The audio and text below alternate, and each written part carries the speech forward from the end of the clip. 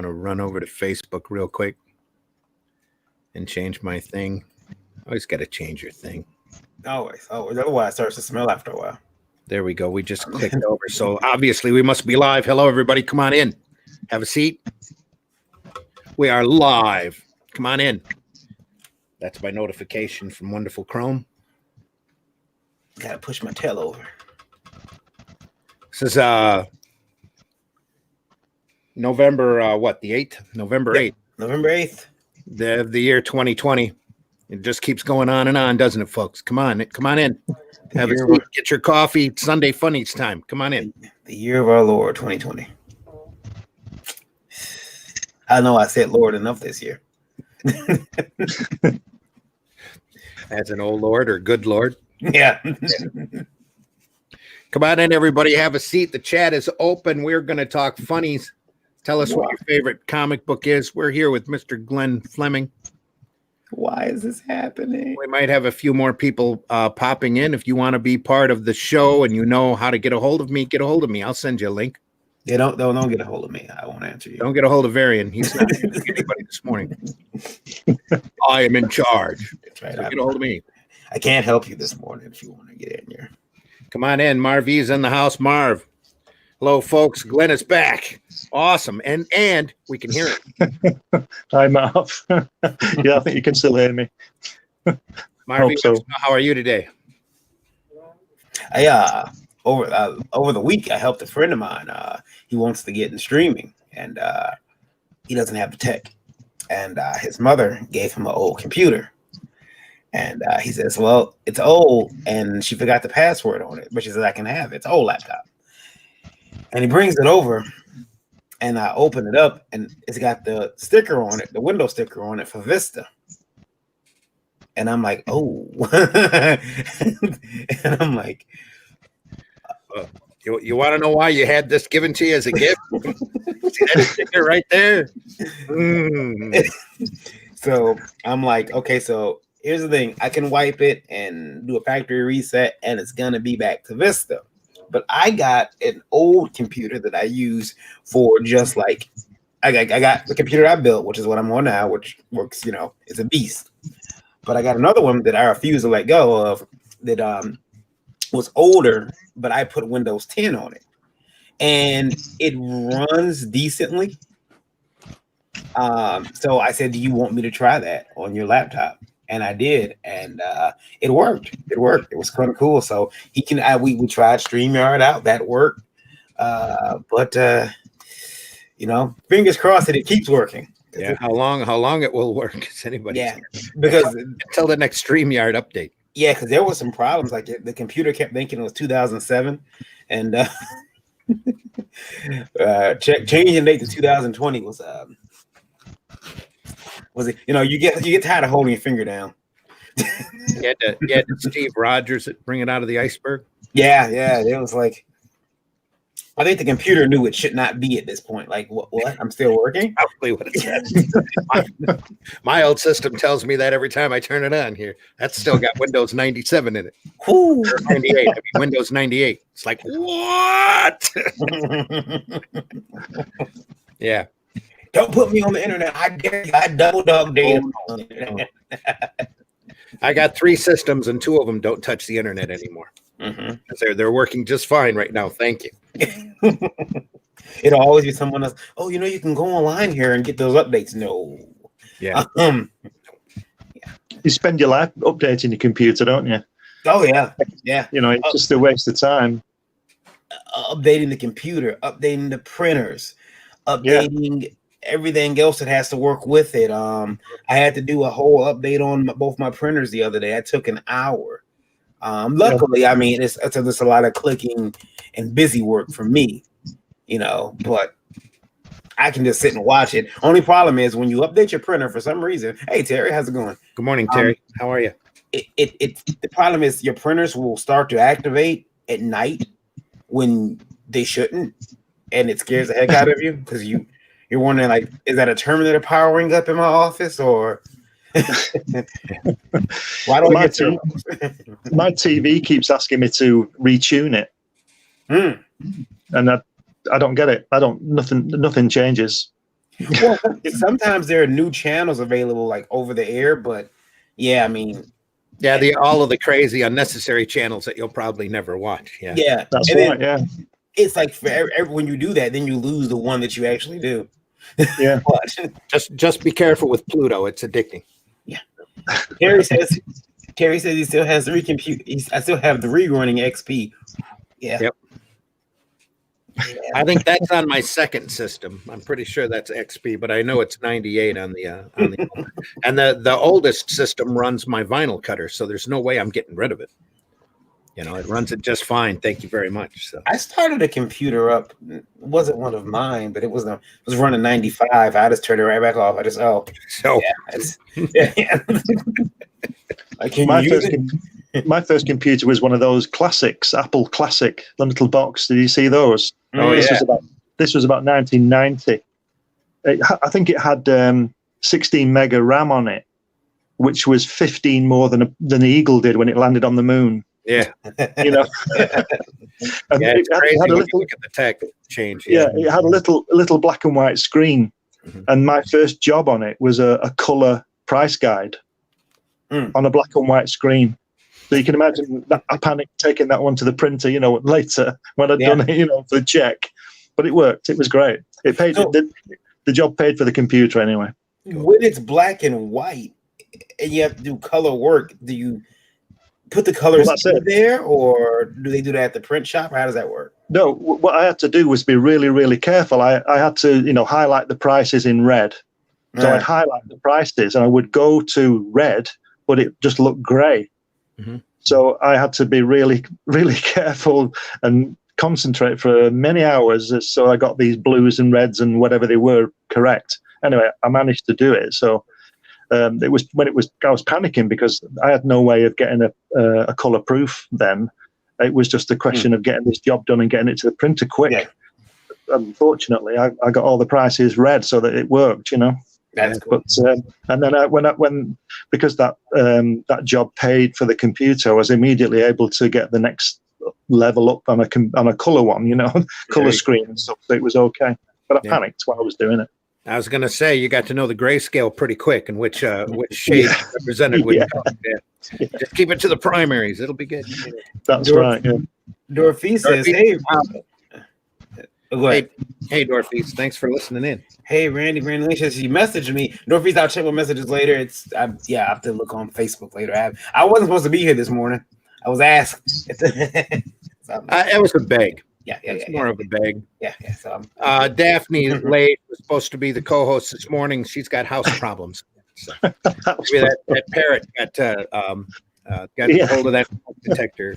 We're not sure, but whatever it is, we wish her well and hope she gets that fixed. I've never heard of house problems before. I've heard of neighbor problems and things like that, but not house problems. Yeah. Maybe it's haunted or something. I don't know. Could be. Part of home ownership. You never know what's going to break and when. That's right. Yeah. Marv said he had 2 computers. He says, and I had lots of problems with them. None with my tablet. Now it's dead. Yikes! Yeah. Now it's dead. Oh, now his tablet's dead. Sorry to hear that. We'd run taps, but I don't think I have it here in the computer. I have several tablets, and one of my favorite ones, I broke the screen about 3 weeks after having it, and just being stupid, holding it incorrectly, it hit the ground and cracked, and I could fix the screen myself, but I was going to say that game didn't go your way, did it? That one time you just we've seen videos like that. I was listening to a video, so yeah. Hate computers, have to use them. First world problems. Says Russ Leach. Yeah. Russ, I'm going to send you a link. You're welcome in if you want. I might have sent you a link already. I'm looking around because there was something I wanted to show you. Sending it again. What it was. Okay. Must not have been very important. Hey, everybody, this is the Sunday Funnies. Welcome. Come on in. Hit that like button. Hit that bell for notifications. If you're hit the subscribe button if you're over on YouTube. Look at that. What is that? One of the last Wizard magazines. Oh, there you go. one of the last ones. Just put that out there to taunt. Yeah, I dug it out. I'm like, hey, it says Wizard. What's up with that? What happened to those guys? All right, everybody, we're going to run the opening, and then we'll be right back on the other side. So our special guest today is Glenn Fleming, if we don't get anybody else in the house. But we're going to talk funny books anyway. Here we go. Here's the opening.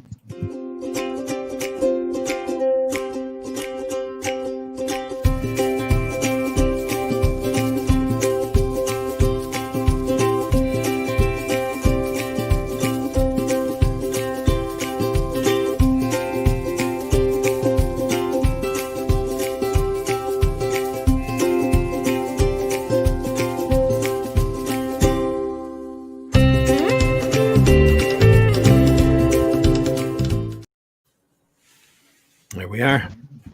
Welcome. Come on in, everybody. This is the November 8th, 2020 episode of Sunday Funnies. My name is Randy Zimmerman. I am a longtime alternative and independent comic publisher, creator, everything. I've done just about everything in the direct market that you can imagine, including retail and distribution. Printed a lot of stuff, done a lot of things. For many years. And my co-host today is Mr. Varian Grant. Varian, how you doing? Hello, Randy. I'm doing well. I'm telling you, I'm just happy to be upright. And my name is Varian Grant, everyone. I am an extraordinary person, and I'm the founder of Indie Vault Media LLC. Started making comics back in 2008. I'm a writer, an artist, a comic book fan, or a father, or a husband, reluctant taxpayer, still, and all those things. And I'm happy to be here this morning on Sunday Funnies to talk about wholesome comics, good wholesome books. Funny books. Yeah. Mm-hmm. Thanks for coming aboard. Our guest today so far is Mr. Glenn Fleming. Glenn, introduce yourself. Hi, I'm Glenn Fleming from England. I'm a writer and artist. I've got 10 books published so far, a couple of science fiction, sports book, football, I think soccer you call it, 2 about the JFK assassination, a kids book, a book about NASA, several other books. I'm currently publishing a magazine called Comics Unlimited, which obviously does what it says on the tin, covers all aspects of comics from the past 150 plus years. Issue 3 has just been posted. That should be available in a couple of days on Amazon. And I'm also releasing a golden age of comics on Amazon in December, which covers from 1938 to 1956. And I'm writing a book about my trip to New York, 2 more science fiction novels, another soccer book, and I produced a documentary a couple of years ago about Jack Kirby, containing film of me talking to him at his house. And I've made several other short films, and like Varian, I'm extraordinary. Next time, try to be more eclectic. Sean says, hey, Varian Grant, Randy Zimmerman, and Glenn Fleming. Hello, Sean. And Terry says, to answer your earlier question, my favorite comic when I was a teenager was Silver Surfer. Now I have too many favorites to type here. They keep destroying my favorites. I'm not putting my favorites out there. Every time I say what my favorites are, they put some new creative team on it, and then I can't look at the book anymore, ever. So, well, my favorite comic book of all time is Fantastic 451. This Man, This Monster. Mm-hmm. I'm sure you're aware of that. Yeah. And I just think it's the best story in a comic book ever told, simply because of its simplicity and everything. And it comes at the back of the Silver Surfer Galactus and is in between that and the Black Panther. Yeah. And the variation of the story, considering that Galactus is around and then the Black Panther's around, is incredible for me. And I think it's the best comic, but everything in it is brilliant. The writing, the dialoguing, the artwork, everything is just superb. And for me, that's the best comic of all time for me. Well, it's like, what do you do when you meet the universe eater? What do you do after that? That's right. Yeah. It's an incredibly humane and human story. So bring everybody back down to earth. Yeah, and then go to Africa. And then go to Africa, yeah. Yeah. I think after that, didn't they go? They went to the Himalayas and met the Inhumans after that, if I'm not mistaken. That's right. Yeah. Well, it just picked up, didn't it? From there, I always thought the Fantastic Four really started. I think it's issue 38. This Behold a Distant Star, and I think that was the introduction of the Skrulls. And no, that was issue 2. They had scrolls. Okay. Scrolls. Right. Remember, because they ended up Reed ended up hypnotizing them and convincing them they were cows. Yes, I remember now. Yeah. Well, yeah. I think it was issue 38. Behold a Distant Star. Though it sort of went really science fiction, and I think it really took off there because those early stories about the monsters and all that kind of stuff don't really do it for me. But you know, Kirby and Lee really got into the groove at that time, I think, and then that's obviously when everything started with Nick Fury and the X-Men, and everything started picking up from there. Thor, all crazy cosmic, yeah, all that science fiction element that was introduced is just the best ever, I think. Well, if you go back and look also, around that period, around 20s and 30s of Fantastic Four is when Marvel really started rolling. And that's when Stan Lee was at his busiest. So he was just taking phone calls from artists. What do you want to draw this month? Yeah, it sounds good. Go ahead and do that. Click. Yeah, that's right. Yeah. That was them plotting out. So you had these graphic artists who knew how to draw, been drawn for decades, like Kirby and Ditko and Gene Colan and all of those folks that knew how to pace a story, knew how to tell a story in 20 pages, and knew where all of the beats were going to hit. That went through and did all of the artwork for that, and then sent it to Stan for dialoguing. Yeah. Wrote the stories in the margins. It's an amazing creative period. It must have been an amazing time. I remember I was talking to Jack Kirby about it, and he was saying it was a short day when he produced maybe 5 pages. That was just a short day. You know, he was doing layouts for other people on Nick Fury and things like that, and he was always drawing the covers. I think usually he used to draw the covers for at least the first 10 issues, even if he didn't do the inside. And most times he would draw the inside for 10 issues, and because he knew how to do it, and the sales would pick up. And then you get Gil Kane coming in, John Buscema, and all these people, great artists, but you know, not as good as Kirby, obviously. Yeah, well, they learned over a period of time how to do the same thing. Experiences on that. And you got people working at Marvel at the time were genuine workhorses. I mean, be able to turn out 20, 22, 24 pages a month is a major endeavor every month, let alone doing 5 pages a day like Kirby would do. I'm sure Ditko was kicking out at least 4 or 5 pages a day himself during that period. Well, Ditko's artwork is I haven't seen much of his pencil work, but he leaves, because he's inking it, he leaves a lot out, doesn't he? Well, I do that kind of thing. I don't spot the blacks when I'm drawing it because I'm going to be inking it, so I know where they're going to go anyway.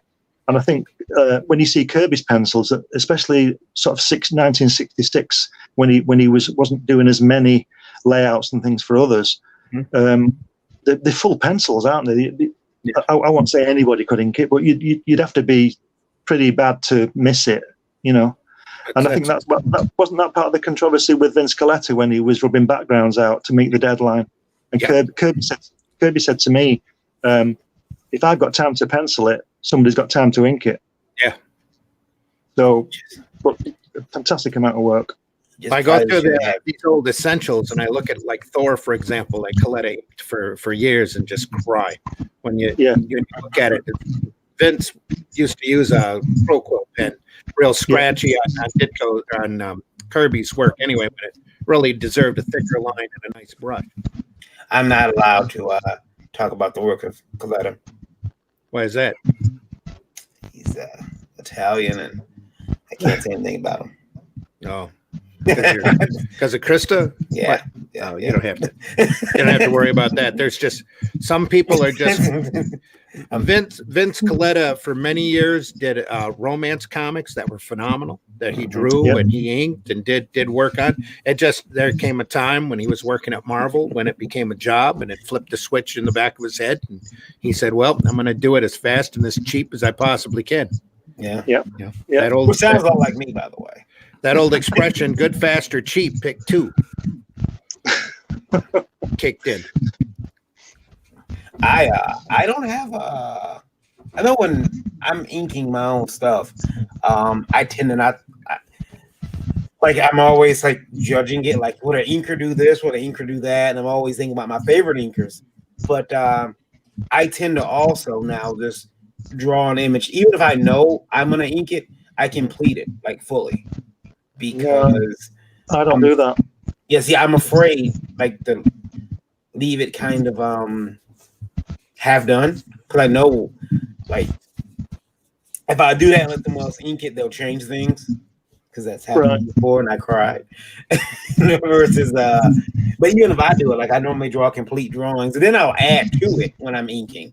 But like I never leave like the figures undone or anything. I'm just probably why it takes me so long to draw a page anyway. Like you get a page a year out of me. Speaking of drawing the same page, we're joined now by Russ Leach. He's been working on the same page for the last 3 weeks. Yeah. It's same page. It's never ending. You should see the detail. Russ, introduce yourself to our listeners. Hi, my name's Russ Leach. You can find me at Comic Book Black Belt on YouTube. I'm an illustrator, a production and designer of many years in publishing, and got into comics and started drawing in anger 10 years ago. So what's on your board right now? Colors for Only Death Can Save Us. Only Death Can Save Us. It's on Indiegogo right now. That's right. Yeah, I hit the target and rushed all the way through that target, and I'm now on around nearly $11,000.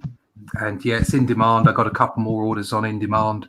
The way that in demand works, if anybody's out there thinking about, well, when should I buy a copy of Only Death Can Save Us? The more I get in 1 month in demand, the better, because they charge you. So yeah, please, if you're going to do it, like bundle it all up in 1 month. But yeah, I plan to keep it in demand at least until print, because I want everybody to get the stretch goals if it's all possible. And then after that, we'll see. I may leave it in for a month or two because I'd like to get reviews and word of mouth. And obviously, if I'm getting good word of mouth, then I'll keep it up to buy.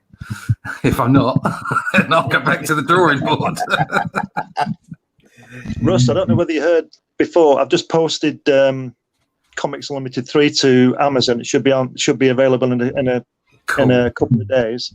I also, could you send me your email, please? Yeah, I just emailed you earlier on. I just saw the message. Sorry, I'm not very good with Facebook. It's all right. It's okay.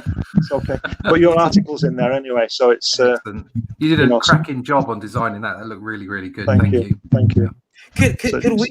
Could we get Ines in here?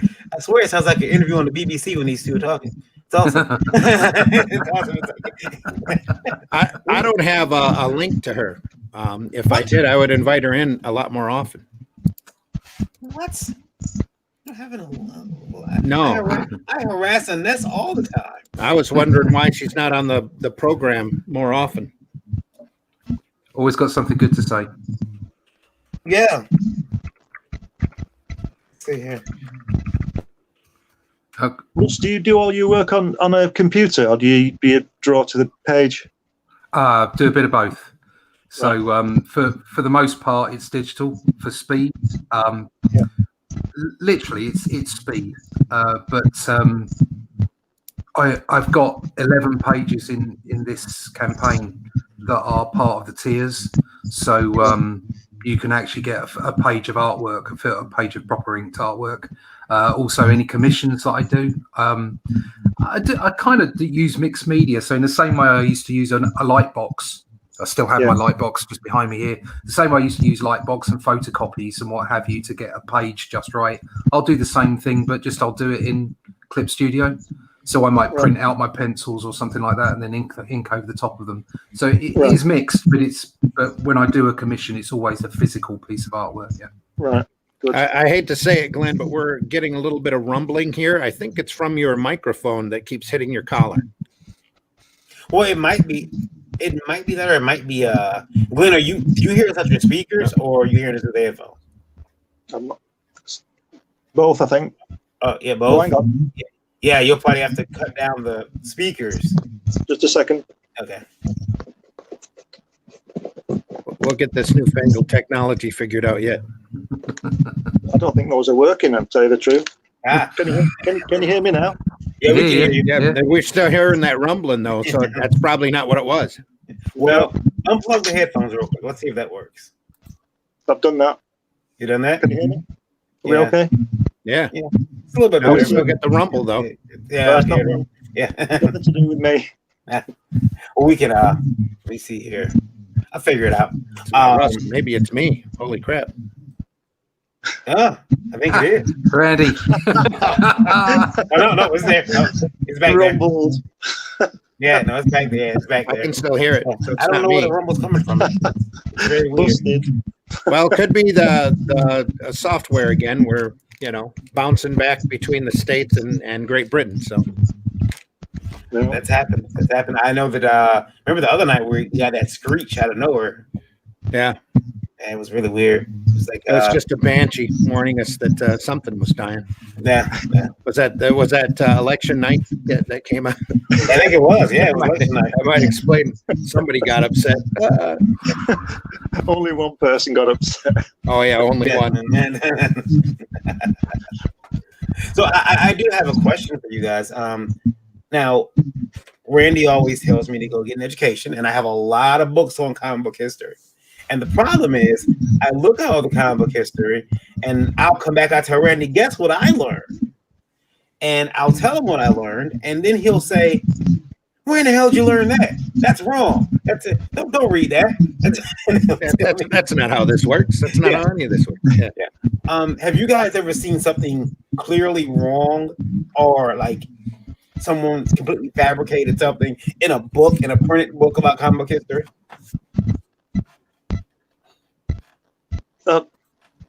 I'm not quite sure. Quite sure I understand what you mean. Have you ever seen something that, like, when you were reading it, like any book on the history of comics or the history of any particular legend in comics? Have you ever seen something and thought, well, that's not right, but that it made it into the book and made it into print form? Yeah, I think you've turned my sound off. I did. I muted you and the rumble went away. I'm sorry. Am I back on? Yeah, you are. Yeah, you're fine. Yeah, the obvious thing, I don't know whether I can say it, the obvious thing is the production of certain comics in the 60s claimed to be by someone when they're by somebody else. Yeah. Miscredited. Yeah. That happens. I don't know how far I can go with that. I don't know how far I want to go with that, but Just remember, we're live, but it's okay. Well, I think you know what I'm talking about, and it's just to me, it's just obvious what was going on. I'm not saying that person didn't do anything. They did a lot. They did a fantastic job, but they weren't writing those books. And I think that was proven when I'll say it, when Jack Kirby left and went to DC to do the New Gods and all that kind of stuff. When Stan Lee just stopped writing, didn't he? Well, Didn't have any ideas left. Well, there's a lot of discussion about that because you're looking at it from two different perspectives, and both of them, it's like they say, truth is a three-edged sword. There's your side, there's their side, and then there's the truth. Yeah. Well, but I think it's obvious though when you look at, we're talking about Kirby's original artwork before, weren't we? When you look at it, you see the notes and along the side. Yeah. And you can see what's happening in the action. And Stan did some great dialogue. I mean, I love his dialogue in the 60s. I know it's cheesy and everything, but it's really good. It really works. But I think it boils down to the interpretation of the writer, doesn't it? Jack Kirby said he wrote them, and I know what he means. He wrote them in the picture, the storytelling, didn't he? The visual side of it. He wrote the story, and Stan puts the details in the dialogue. Mm-hmm. So they both wrote it, but it certainly wasn't one person writing it. There's a physical act of writing, and then there's telling the story, isn't there? And I think the imbalance between who gets the most credit has been a constant seesaw. Yeah. Because at the moment, it's all in the writers' camp from the big publishers, and the artists get thrown about. And then, like, in the 90s, like, the artists took over and wrote some pretty crap stories, but had some great art. And this balance between the two has been sort of backwards and forwards constantly.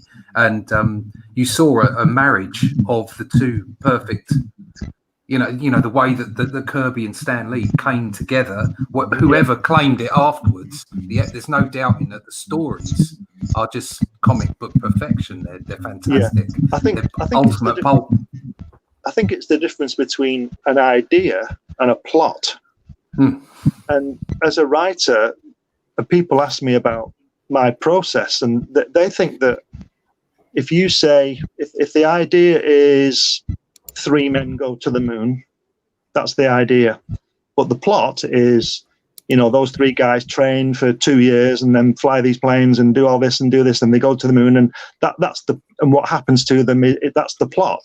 And I think that's what the thing is. I think that the difference between Stan Lee and Jack Kirby is that Stan Lee might have said to Jack Kirby, have them meet God, as the famous quote is, and he comes back with Galactus. Yeah.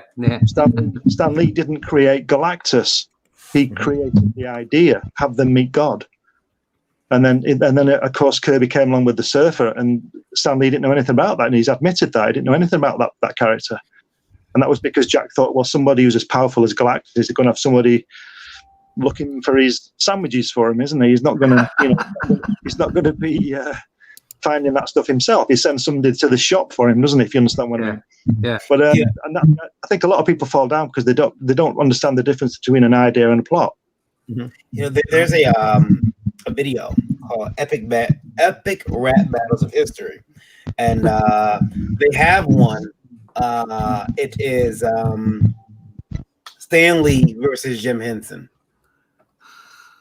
and Jim Henson has this. It's a battle rapping back and forth, and Jim Henson has this line when he pulls up Kermit the Frog, and he says, "The way you put your name on all Jack Kirby's comic books."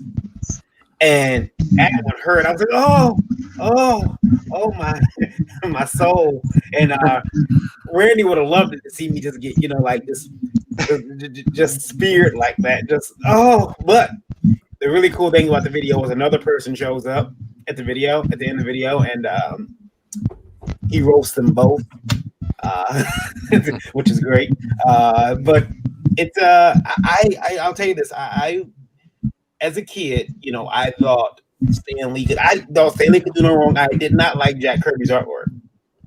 Mm-hmm. I thought his artwork was horrible. I'm like, why is everything so square and it was horrible. And then I began to love it. And oh my goodness, it's getting really, really sophisticated in here. There she is. There she is. We're now joined by Ines. Hi everyone, how are you? Hello. How are you? I'm good. I was in the middle of doing my ironing. Yeah, it was like enough ironing. There you go. I wasn't lying. Marion said we already had 2 Brits on the show. How come Vanessa's in here? Yeah. We needed more. We're done with our country. We're done. Our country's we're a mess. Yeah, so I have guys talk comics for a while. Yeah, we're gonna get people of culture and renown in here because we actually, me and Randy want to know, can we come over? This place is they're fighting in the streets. Right now, I don't think we can even get out of the country unless we're deemed essential. Makes our self-esteem real high. You know, I've been watching CNN since Tuesday. Oh, please don't. I was starting to lose the will to live. It's not the way that works. I mean, it's like, yeah. Could they have not prepped the mailing, the mail boats in advance, But obviously the legislators were just having a laugh. I think they were not. And the funny thing about everything, though, I actually lost myself again in comics. I was on my tablet. I was picking up some books that I got, and I'm like, I'm not looking at this. And, you could. Lola switched to e-cigarettes. these digital cigarettes. Can you toss me one of them? Glenn, don't take it personal. I'm going to mute you for a few minutes. Okay. And she switched to these digital cigarettes, and hold on I'm one afraid second. it's definitely Glenn. Oh, there we go. Okay. Yeah, she switched to digital cigarettes. These things here. Digital cigarettes. Yeah. Vaping. Vaping. And for you, what $13? And she switched to these, and so they're flavored. She's been smoking these since like August. Well, during the whole like waiting for the election, I was so worried that she was going to switch back to regular cigarettes because I don't think this is doing it for her. And she's like, and she's sitting there with coffee and a digital. I'm really looking forward to President Biden coming to the UK because apparently having him elected cures all COVID. I don't know how that works. Obviously, everybody can now rush out into the streets and be happy about it. The sooner he comes here, the sooner we can get out of lockdown. Come on, Joe. And amazingly not be contagious. Amazingly, yes. Given what was it, 4 years? I think they just decided to throw caution to the wind. I just think it's amazing that I did not realize how much the eyes of the world were on us, and now I do. And I've been watching as much like horrible stuff as I possibly can. Last night I watched Boiled Angel. I went ahead and watched that, Randy. The documentary, yeah. And I'm Michael Diana, yeah. First of all, from now on, I don't want to hear it. Anything I do is totally fine. Anything I do in comics is fine. The rumble is gone, Glenn. Whatever you did worked just fine. Okay. Whatever Michael Diana, I can't do anything wrong in comics now. Nothing. I'm not sure if everybody else knows who Michael Diana is, but Michael Diana was an artist out of Florida, was kind of an underground artist who did a lot of what would be deemed as blasphemous type of work. His book was called Boiled Angel, which should give you an idea of the type of work that he did. Yeah. And he was actually told by the courts to stop drawing. Wow. Wow. Because his stuff was just that blasphemous. And gotten away with it if it was fried. Maybe. Deep fried, probably better. It was in Florida. I'm looking forward to seeing Varian Unleashed. Oh, yeah. They didn't did it. Now I'm like, he got away with that. Oh, well, now. The gloves are off. And Varian's so young, and everybody forgets just how young Varian was. The whole underground movement, Robert Crumb and Checkered Demon and all of that material is, he grew up during Michael Turner and the early Image stuff when all of that underground material had already been chased off or literally driven underground. So he doesn't know exactly how rough comics, especially the underground movement, was when they were out there actually testing boundaries and pushing limits on purpose. Well, you think I'm young? I was watching an old movie old movie, see? Probably from the 90s. So I was watching 1890s. 20s. I was watching an old movie and I told Lola, I said, "Oh, I remember this," and she was like, I was 10 when this came out, and it was actually we were watching old election coverage, so it was, and I said I was 10 when this happened. I remember sitting at my aunt's house and watching it and listening to people cheer, and she says, "I was 2." and it really broke my heart. I was like, oh, my wife is so young. You get happy, but then you feel like, am I gross? I got my wife up out of bed this morning because I stumbled across a Zoom video on YouTube that was a Dark Shadows reunion. That had all of the few actors that were left on a Zoom call all together. And she sprung out of bed to see, because she's been watching Dark Shadows lately. I've been watching Rowan and Martin's Laughing just for a wow. That was good. Welcome change of pace. There's nothing good on the telly. You might as well go back to the classics. There you go. That's it, exactly. Go back to the 60s. Yeah. I've been watching that combat series from the 60s. Oh, that's classic stuff. With Vic Morrow in it. It's absolutely brilliant. The writing on that is amazing. The early television is so well written because they were coming right out of radio. A lot of those writers were right out of radio dramas, right into television, and just amazing work. I wish I could feel the same. And Ines is just sitting here like this, going, "Wow, these people are old." I'm trying to decide whether to confess or not over what we watched last night. What'd you watch? Dora. The movie? The new the movie. The movie.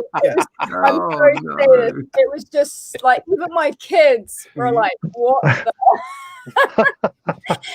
I think we all we were just so confused. You should show them some episodes of The Outer Limits and things like that. That'll scare them to that death. will wake them up. Freak them out. Straight away, they know, like, if something's too scary, we can't watch this. It's like, no, it's not that bad. No, it's not. It's not age appropriate. Oh, come on. Rules fine. Have they tried to It's get not a gonna hold of hurt your you. book yet? Sorry? Have they tried to get a hold of your book yet? Oh no, my daughter's read it. She's 11. She said it's very rude. What are you doing, Mummy? She said, "Mummy, you're embarrassing." She's actually sat over there doing her homework. Oh. Hello. That's mini me. Go on, do no. She get that homework done for tomorrow. And then my son's down there building a marble run. Yeah. It's like, Proper toys. Proper toys. Yes, absolutely. Yeah, I mean, I wish, like, my kid is addicted to Legos. That's all he wants to play with. And I'm like, hey, son, action figures, conflict. What about that? And he's like, no. He likes to play his Yu-Gi-Oh card games, even by himself, which is weird. But it's all about Legos or what's the other things? The Connects, the Beyblade stuff. And I'm like, what about building stuff then? But I would buy. I think that's a creative alternative to drawing, because my daughter, when she was young, she liked drawing, but I noticed my son, he doesn't like drawing as much, but he likes building things. He's completely obsessed with Lego. We're actually drowning in Lego. He's probably got about 5 times more Lego than me and my siblings had, and there was 4 of us. So yeah, my daughter was the same. She was always putting things together with sticky tape and stuff. She's taking an architecture degree now. Oh right. She went for it. Good. Brilliant. What happened to almost putting the eye out with the rocket launcher on the toy? What happened? No, my son did that. That was the other way around. But he went and took a chemistry degree. So I think he was looking at making fireworks or possibly explosive devices. But we keep that to ourselves. But something they did used to do when they were younger was, like, my son is Asperger's, so he's quite a sharp cookie, quite clever. But he would be into all kinds of things and talking, saying different things in all kinds of different ways, telling the teachers at nursery school what the time was before anybody could tell the time of the clock. And so he was growing up until about the age of 5 or 6, and then my daughter came along. And she would just run around naked with a box on her head. So we had the kids. I felt the kids had a good upbringing. They had lots. They could go out and eat mud at the same time as they were being taught about how to build things. So. I don't think kids get a rounded education like that anymore. I remember when I was 30 when the doctor was like, "Mr. Grant, you have Asperger's." And I'm like, if somebody could diagnose me back in my childhood, that might have been quite helpful. But yeah. It was my wife who was like, I knew it. Because she was like, my son didn't get diagnosed till he was 16. Yeah, see? Wow. Wow. But we knew. I mean, we knew there was something different. Yeah, there was definitely something different. But what we tried to do was, in fact, in some ways, we felt it was the best thing for him, because then we didn't, although we would have made mistakes, all parents do, but we didn't treat him with kid gloves. No. Do you know what I mean? Which Yeah. meant that he didn't try and take advantage of the things that he might have gotten away with if we'd have been concerned about the fact that he might have had some kind of condition. And it ended up that now, although obviously you know what it's like, with Asperger's, everybody's different. It's like saying, dealing with autism. No, it doesn't work like that. Absolutely, everybody's different. And so, but that does mean that because of the way that we were, hopefully it was because of that, he can now deal with things that maybe he might not have been able to deal with. So everybody's got their own route to the solution. Yeah, mine is pretty well. One of the things that I can put a computer together. I can do a bunch of stuff. Come in. Somebody's knocking. I can't tie my shoes, and my wife always thought that was the weirdest thing, and now she knows why. I'm like, and so now, I'm gonna push those Stanley. I think we just lost. You can put a computer together. If you can put a computer together, mate, you can have slip-on shoes. It doesn't matter. There you go. Velcro straps. Yeah. I was just going to say, back in the before they started having all of these classifications, they just figured you were eccentric, or you had a certain inability to catch something or other, but you end up turning it back into your advantage. And they go back and you look at all of the genius advancements over the years. What would have happened if Einstein had been diagnosed and stuck on Ritalin and all of this? Some of these big famous thinkers all had brain chemistry differences that would have ended up as some ism or diagnosed as some learning so-called disability or challenge. Really is what it is. Man, my son considers it like the X-Men. He's just more advanced than we are. Well, who knows what advancements would have been stalled if that had happened. Which is why I have to get rich, because I need to let all of this out. I need to let all of this in my head out, all of it. I need to, so you guys can see how truly weird I get.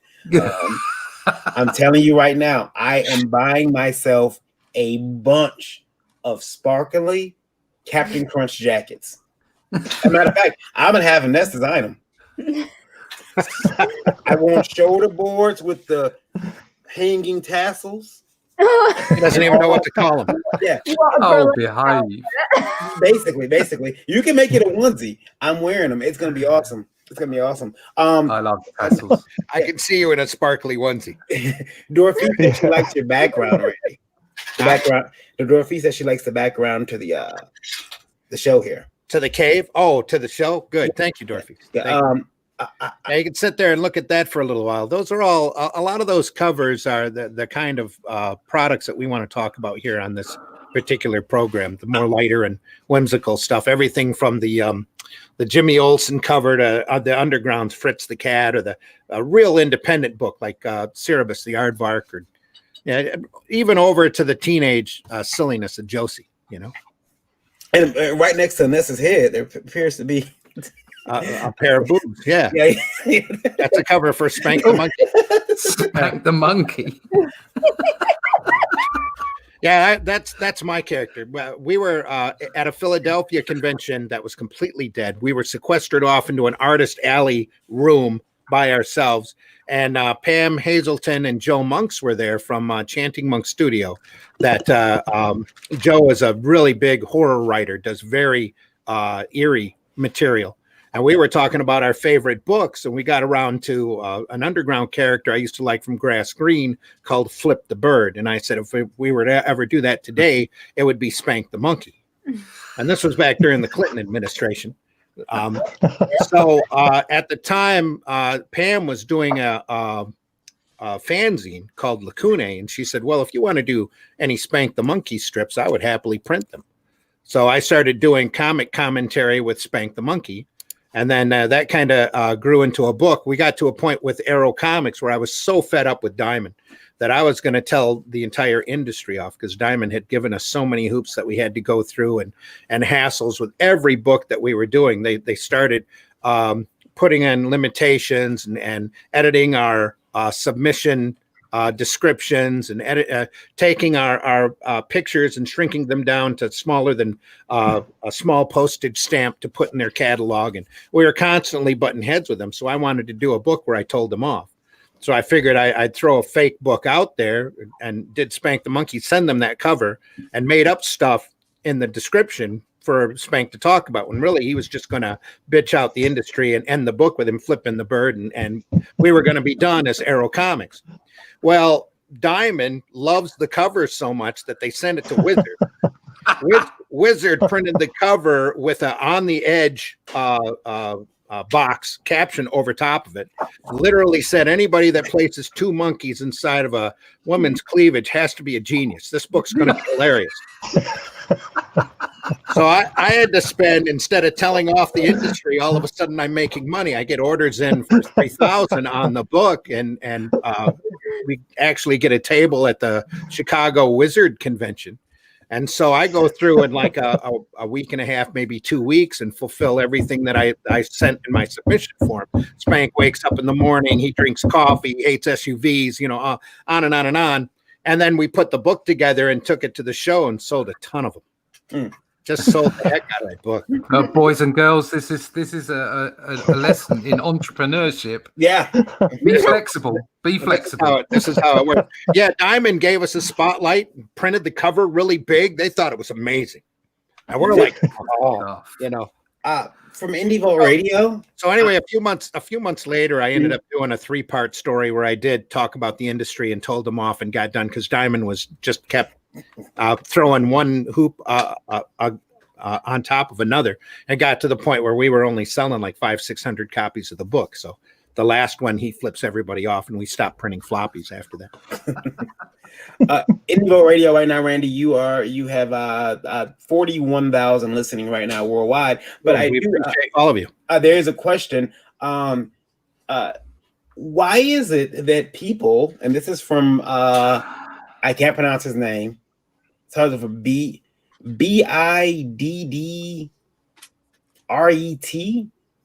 but I don't know. Yeah. He says, why is it that people from the U.S., Britain, and Canada eat onions on their tacos?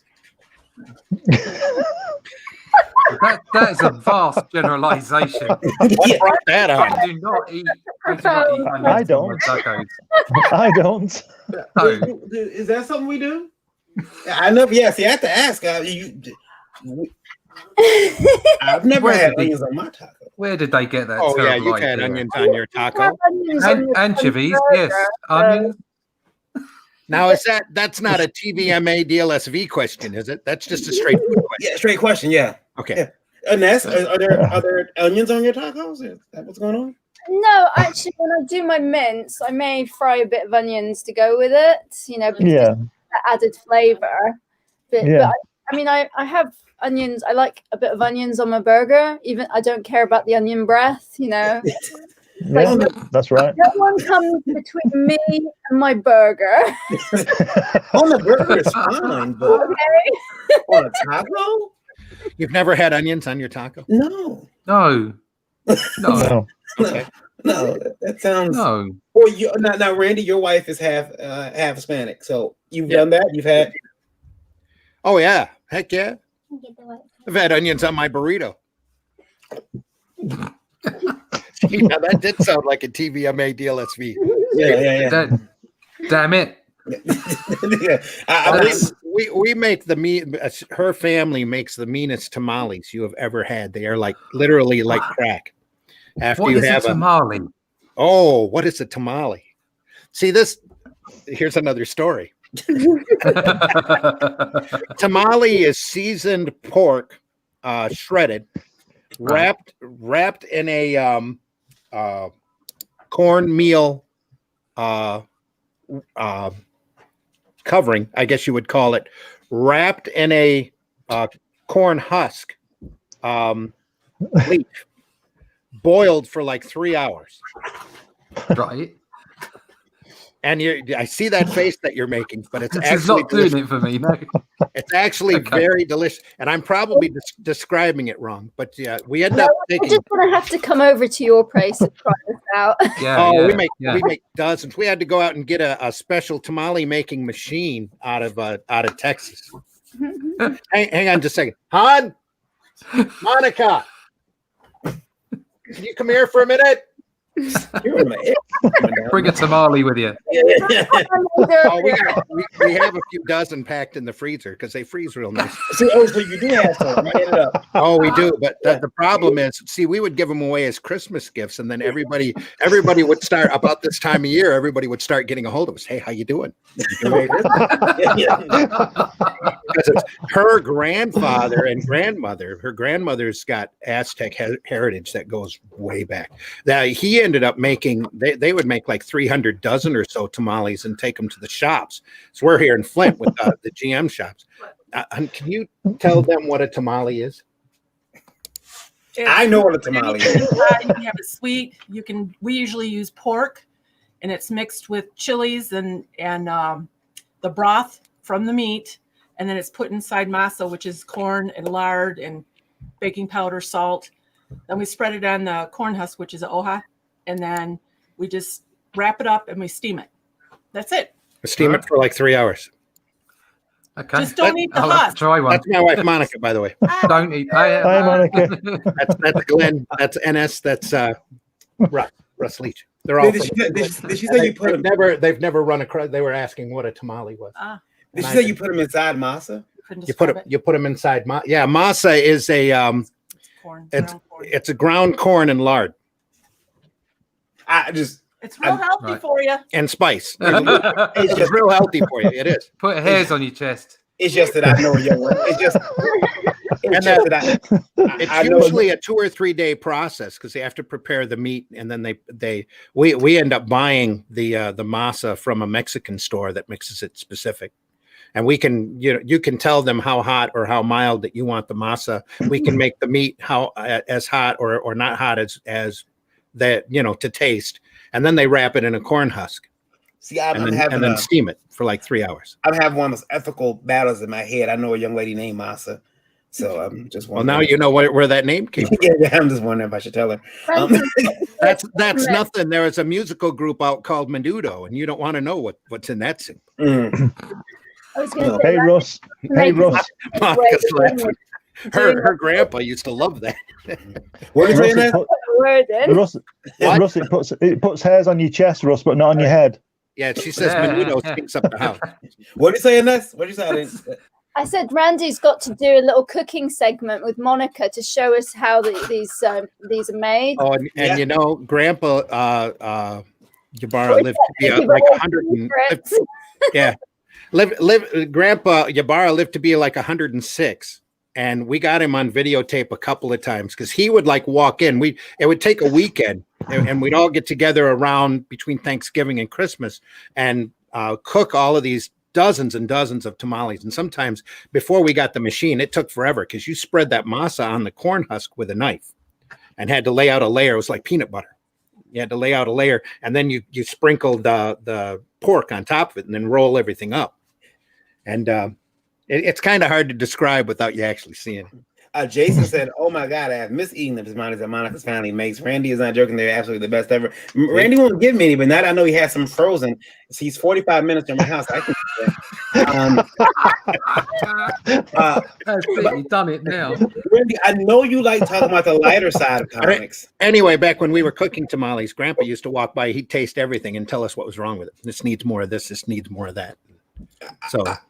I know that you like talking about the lighter side of comics, but I do want to bring up something that we didn't talk about. We're talking foods and boob covers. Yeah, that's awesome. I don't know if everyone's seen this yet. Bounding in the Comics reported that Marvel had reused almost entire interior art between two X-Men. Yeah. 14 pages reused of a book that everybody already bought and charged them again for it. Wow. Remember when you used to get comics and they'd say, and so they'd go through the story, and then somebody would retell the story in their own way, and the artists would redraw that scene in kind of like a memory form. Oh no, they didn't bother with that. They just reused the artwork, and then they asked you to pay another $5 for the comic. Yeah. Now, Jesus. we're supposed to talk about the more lighter, more whimsical side of comics, and here you are dredging up this mud. Well, this is pretty whimsical. This is pretty whimsical. Because This is not that. No way is this whimsical by any stretch of the imagination. Well, they reworded it. But guys, I got a question. As artists, as writers, as the artist, don't you think you deserve another paycheck? Ooh. Ooh. Like, No, I think the customer deserves a discount. yeah.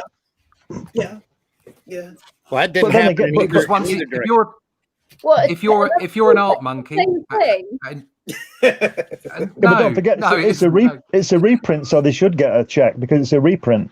Yeah. Well, but do they do that? I don't know that everybody gets that. I think that they don't give They do royalties now. out to everyone, do they? No. What I mean is, it's only people who get over like 40,000 or something like that. Yeah, Or that's, is it that's even when they get a royalty. 80,000? Yeah. Yeah, up below that, you don't Yeah. get anything. And how many comics sell above 80,000 now? Maybe it doesn't. there's a way to get your money. You just got to walk in the Marvel office with that thing on you. And when you walk in there, you let them know, if you don't get paid, it's gonna be chitty chitty bang bang. Well, and to put all of this into context, P45. See you later. to put all of this What's into that context, story? Sorry, go ahead. go ahead, Glenn. Go ahead. What's that story about Jim Steranko hanging Larry Lieber out the window or something, the Marvel offices, because he didn't get paid dialogue on that Nick Fury? Have you heard about that? I think it was Larry Lieber. It was when he drew Shield 1. I think the first 3 pages had no dialogue because he was climbing up some tower or something, Nick Fury, and there was no dialogue, just pure storytelling. You've probably seen it. Absolutely brilliant. Yeah. And when he went to get his paycheck, he didn't get paid for those pages because there were no words on them. And the story is, I'm sure it was Larry Lieber. He hangs somebody out the window, 50 floors up or something. I don't know whether it's true or not, but it's a great story. Steranko is the real world Harry Callahan. Yeah. Yes. When it comes to Steranko, I wouldn't put it past him either. So, Right. Yeah. It's a brilliant But story, love though. him. but to put all of this into context with the rerunning of the pages and whether or not somebody should get paid or not. Also, the same week that X-Men book come out, just yesterday, Marvel announced a whole bunch of layoffs that they're going through. So you want to talk about a shut up slave mentality. You want to complain? You want to complain that we used your art in 2 X-Men books? Well, talk to so-and-so. They're on the street. You want to keep complaining? Yeah. That's Yeah. right. Make your own books, Hannes. Get your own Wow. books done. I think that's just absolutely shocking. That's not the way to do things. And They charge this, and one of the guys, Steve, who's normally he's not in the chat today, but Steve says that not only did he buy the book, he bought it a few times because he bought the variant covers. So he really screwed himself. That's his fault for buying the variant cover. That was my point really about who should get paid. It's not just disrespecting an artist; it's disrespecting your customer. Well, quite Yes. honestly, Which it's is even worse, disrespecting the to be entire honest. art form. Yeah, That's what it that does. as well. Yeah. That's a slipshod tactic, almost like variant covers. Oh yeah. But yeah. isn't it also like the music business when they release the greatest hits and they put 2 new tracks on? It's in a similar sort of way, so you buy the greatest hits because it's got 2 new tracks that you never heard before. But No, at least because the you buy artist the- is getting paid. Yeah, you buy the greatest hits in order to get all those songs Yeah. you together. know in what one you're package. getting. You know Yes. what you're getting. You're not being advertised something that's supposed to be a whole new issue and then getting 14 pages of something you've already bought. With the greatest hits, at least you know that this is just a repetition or digitally mastered. Yes. Yeah, I know I'm going to get my Kylie Minogue. I don't know about that. I want more drudgery from the X-Men. We're getting way behind on our comments. Sean says good morning. Russ, there you are again. We'll finish lunch. You're way up there, Randy. You That's might right. scroll up. Yeah, I am. I'm way back. Hello. Marv says hello. Terry Fright Owl says, to answer your earlier question, my favorite comic. We read that one. Oh yeah, we read that already. Yeah, we're you must be pulled up. Golden Age comics. I've got to have that one. Marv says, what? Yeah, that's my new book. I'm way behind. Yeah. Yeah, you've already done Jason's there. John Celestri's in the house. How things have changed for kids' toys. My for my 12th birthday, I got a Robin Hood metal tipped bow and arrow set. I shot a target outside my Brooklyn apartment house. I got a Spartacus action doll. Don't forget the like button, the magic one. Yeah, that magic button. Marvin says he can eat onions with everything. There you go. Yeah, exactly. Onions are good. Onions are great. And that's my mother. Marv, if we did, everybody would know our secret then. So how will we ever hear from everybody around this time of year? Yeah, we'll make it ourselves. Happy Sunday, my friends. Magi, happy Sunday. Sean says, I make sushi burritos. Ooh. Also, amazing cocktails. Cool. Magi says, out of all the Andy Griffin shows, which episode is the funniest? That one. That was a left field question. Yeah, Marv has to go. He says, check us out on the replay. And that's Marv, you have fun. We'll see you. Sorry. My mother saw a copy of Iva, and she looked at the cover. She says, wow. And she says, and then she saw the print. And she says, and what my mother's brain thinks is the minute she sees a character in the comic, she automatically thinks about someone cosplaying that. And she says, is someone going to wear that like in real life? And I'm like, maybe, and that's, do you condone someone wearing that costume at a comic con? I'm happy for anyone to to be wearing the costume. I actually had I was on with Shay, Red Valkyrie, and she dressed up as Ava, and she looked fantastic. She did the same thing for Death. Did she? She painted her hair white. Yeah, she really goes. Gets into it. Yeah. I'll send you a picture of her. She looked amazing. Cool. Yeah. Yeah, I mean, you can send it over. I shouldn't get hit too much. That's fine outside. Yeah. You definitely need to post that. I bet that's awesome. I may, if one day, if I had the money, I'd probably hire some, sort of models, to dress up as Ava, and have sort of these sculpted wigs and the outfits. I think the burlesque outfits would definitely cause a stir. Like Piper with a whole load of people following around. Well, a whole load of men, yeah. Maybe we'll put some bars in, so she gets them swinging up, some burlesque dancers swinging around. You know what? A whole new thing.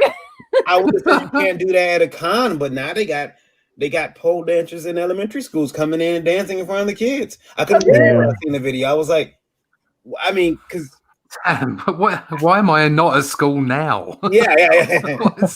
Well, they're not stripping. They're just. I used to get Rupert the Bear. Yeah. There you go. Great exercise. Yeah. Get the kids trained early. I do have a question for Glenn too. Hey kids, here's how you make it rain. Anyway, Glenn, you got your the Comics Unlimited book. You do. Yeah. Now, Randy was telling me about a time when he still does t-shirts, but he was sent a color code for the character. Like Beast has to be, like this color blue. And they sent him the is it a Pantone color? Yeah, the Pantone combinations. Yeah. So when you're putting together the covers for your books and you're figuring out which characters go on there, is there a licensing issue? And have you ever had something where you don't say the company, but a company calls you and says, "Don't put my character next to that one," or our character needs to appear bigger than this other character? Not in so much. A few years ago, 20 odd years ago, I used to draw a character called Postman Pat. Russell know Postman Pat. Oh, I love Pat. Well, I used to draw that. I used to draw that for the comic, and it was the most amazing. It was the most amazing experience I think I can think of in art, because he's a cartoon character and he's on a TV show and he's a puppet and things like this. And I got it was like I'll call it a Bible of what I had to do with this character and what I couldn't do. And he has a little cat called Jess, and Jess could never be above his knee. Jess couldn't even be on the top of the settee or the sofa, or whatever you call it, or on the top of the fridge. He could never be above Pat's knee. So he was always standing up, leaning against, like cats do, leaning against, rubbing against his leg. But the colour situation with that was amazing. And his uniform was blue, and it had to be this certain mix of this blue, and it used to drive you crazy. And he had this long nose. He had a long nose, and it could never be. It had to be the same perfect proportions all the time. Now, I know that sounds like it probably should be that way, but this was, I used to get this artwork back and say, shorten this nose by 1 millimeter. And you think, oh my God, why am I doing this? But it was a really good experience. There he is. There's Postman Pat. I have a question. I used to have a Postman Pat duvet bed set. Oh wow! Well, I've got the drawing for it. But it was the most amazing thing, and he could never. The line had to be the same, and it was really something to work on. But when you got into it, it was like everything else. When you know what you're doing, it gets to be easier, doesn't it? So, but that's the only. 10. Right. I had the same with Ben 10. I had a whole style guide to work to, and you had to hit it. There was no, there was no deviation. No deviation. Had to look just right. And these are licensed characters, obviously. Russ and Annis might know this as well. I used to draw Charlie Chalk and My Little Pony and things like that. And the most difficult thing I've ever drawn is My Little Pony. That really defeated me. I think I did 2 issues of that one. I said I can't do this anymore. But Postman Pat was okay. Charlie Short was just out of the room. It was just crazy. Those ponies broke, yeah.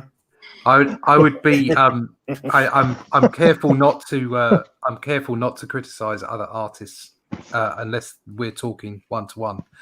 But I worked very hard on the likeness for Peter Capaldi in my comic. Doctor Who, and I did notice that not everybody worked as hard. Let's put it that way. Just saying that if you're doing something licensed, and it's a person's face, you should be able to recognize the face. That's it. Yeah.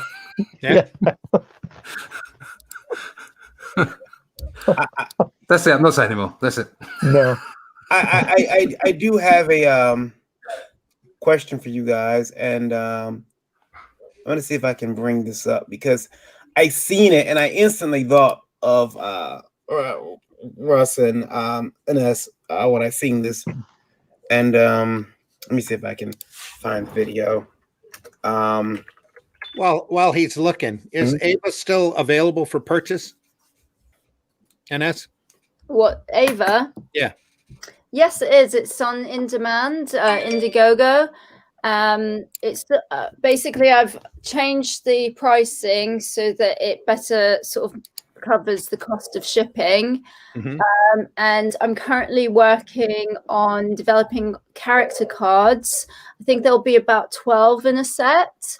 And that will kind of give everyone an introduction into sort of the world and issue 2, because there's going to be a few more characters in that. So I don't want people to get lost. And plus, it's really good exercise for both me and Timothy, so that way we know who are the key characters in this sort of story. It's like kind of almost like the beginning of a Bible. We also talked about doing a map similar to sort of what you get in Game of Thrones. And also I've got a sample, a t-shirt of Ava.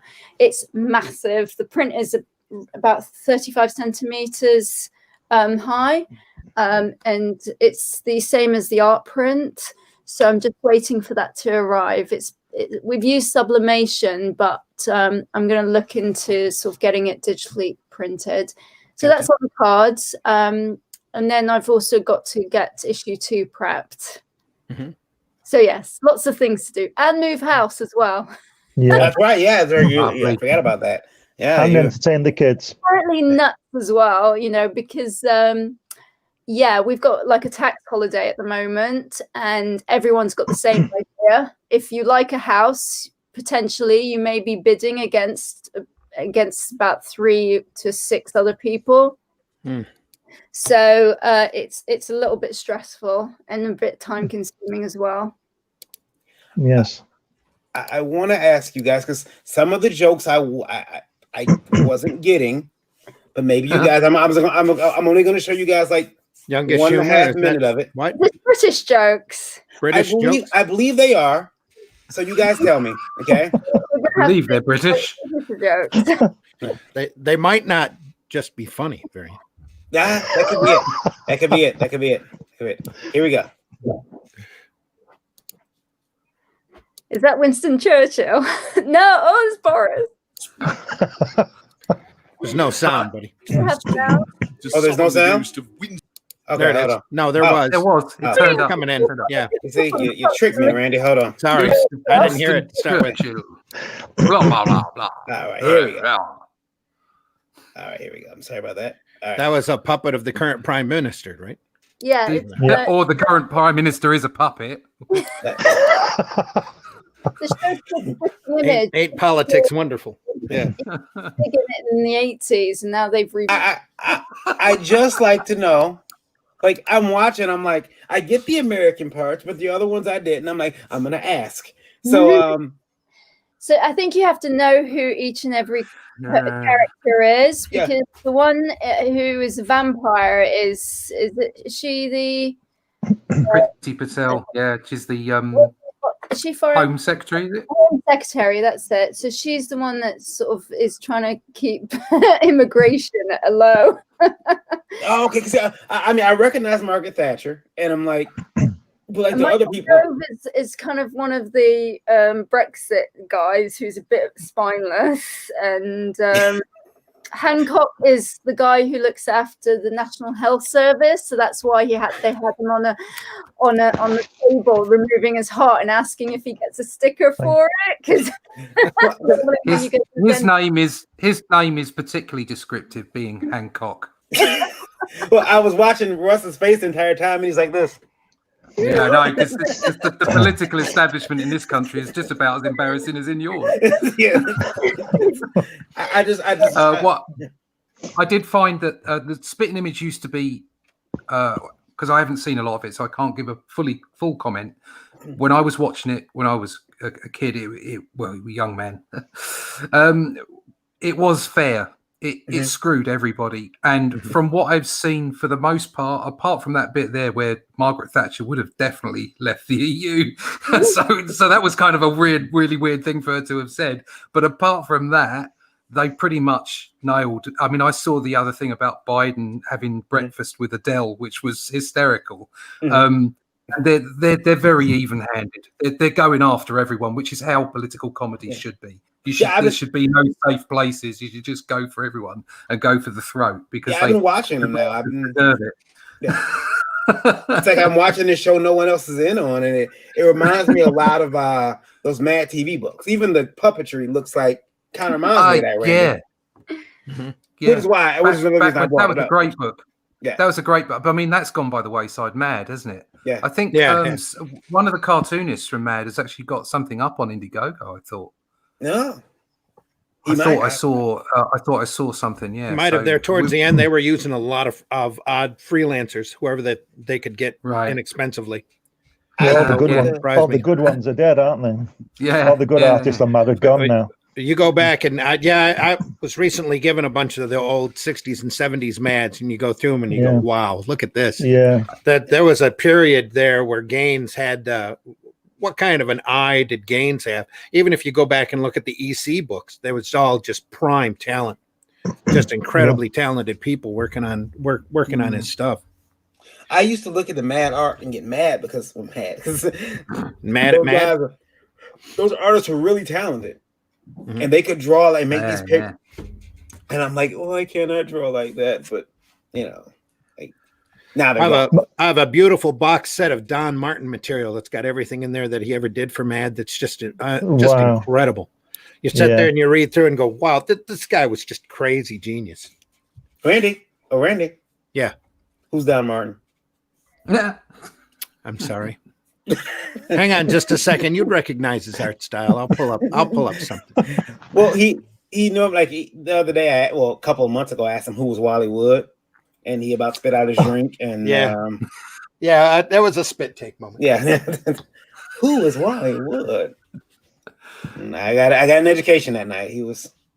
I think it was a good thing I wasn't there because he would have probably made me sit down and start dumping out books and. Did you ever see Mad TV in its first year? They had a bunch of little cartoon stuff that was done over in Don's style. Okay. Here's an example of KJ Sinopoli says Genesis, Land of Confusion. Yeah, it was done by the old Luck and Floor, the people that did that do Spit and Image. There's Don. Classic stuff. One day at a rundown shack. He always did these incredibly awesome sound effects. Oh, was he the sound effect guy that had all the okay. All the spoodeloosh and boing, yeah. Flubadap. Yeah. That's his style right there with the lazy eyes and the nose. Mm-hmm. I actually found this kind of like this was reminiscent of like things like the Beano. In the way that it kind of like the stylization. Obviously, it wasn't for kids in that way, but the kind of stylization, I was always fascinated by that art. Yeah, he had a very unique style, but in that style, he could draw anything. Used to love his old Captain Klutz material. He did a couple of books with a superhero character called Captain Klutz. Don Martin did. For me, the best Mad artist for me was Mort Drucker. Oh yeah, his caricatures are amazing, and Jack Davis as well.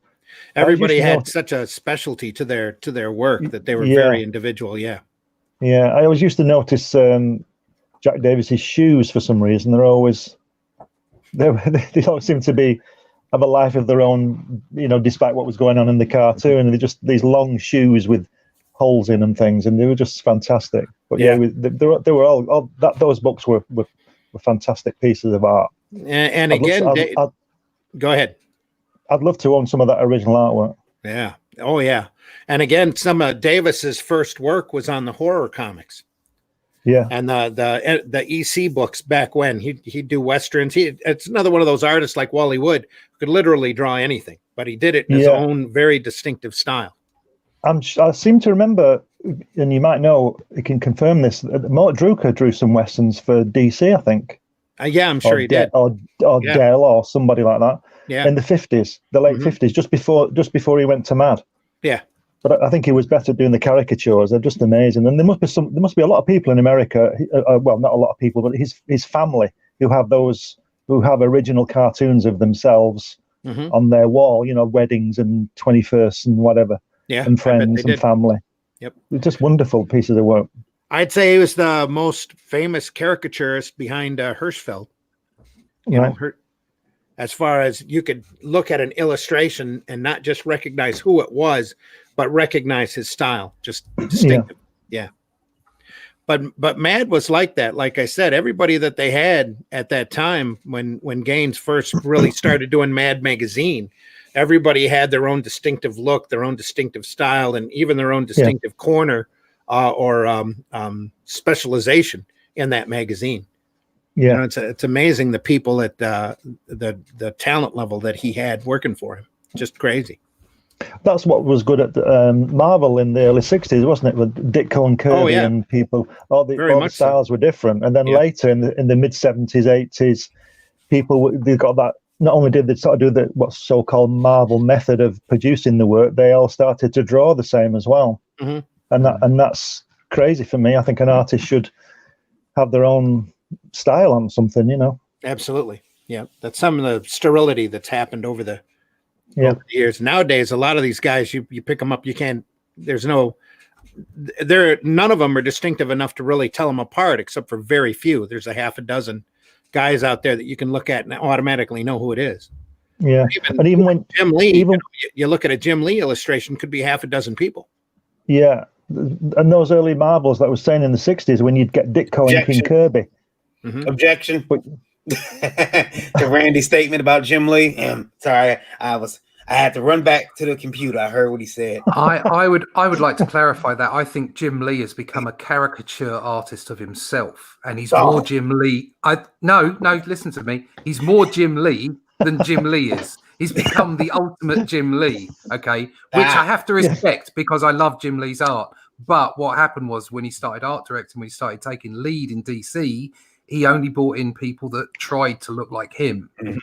And it muddies the water because there are some great artists he's brought in that are kind of working in his style, and it's not their style, but it's not quite Jim Lee, is it?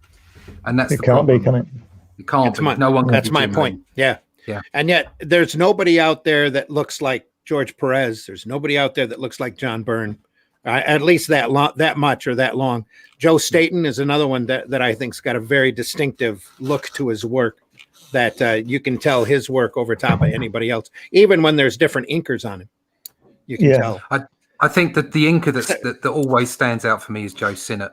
I was going to say, yeah. He used to make everybody's work look like Joe Sinnott's work because it was he just had such a solid, committed style that was dependable. You always knew what you were going to get with Joe Sinnott. But he did make them look beautiful, who he drew over.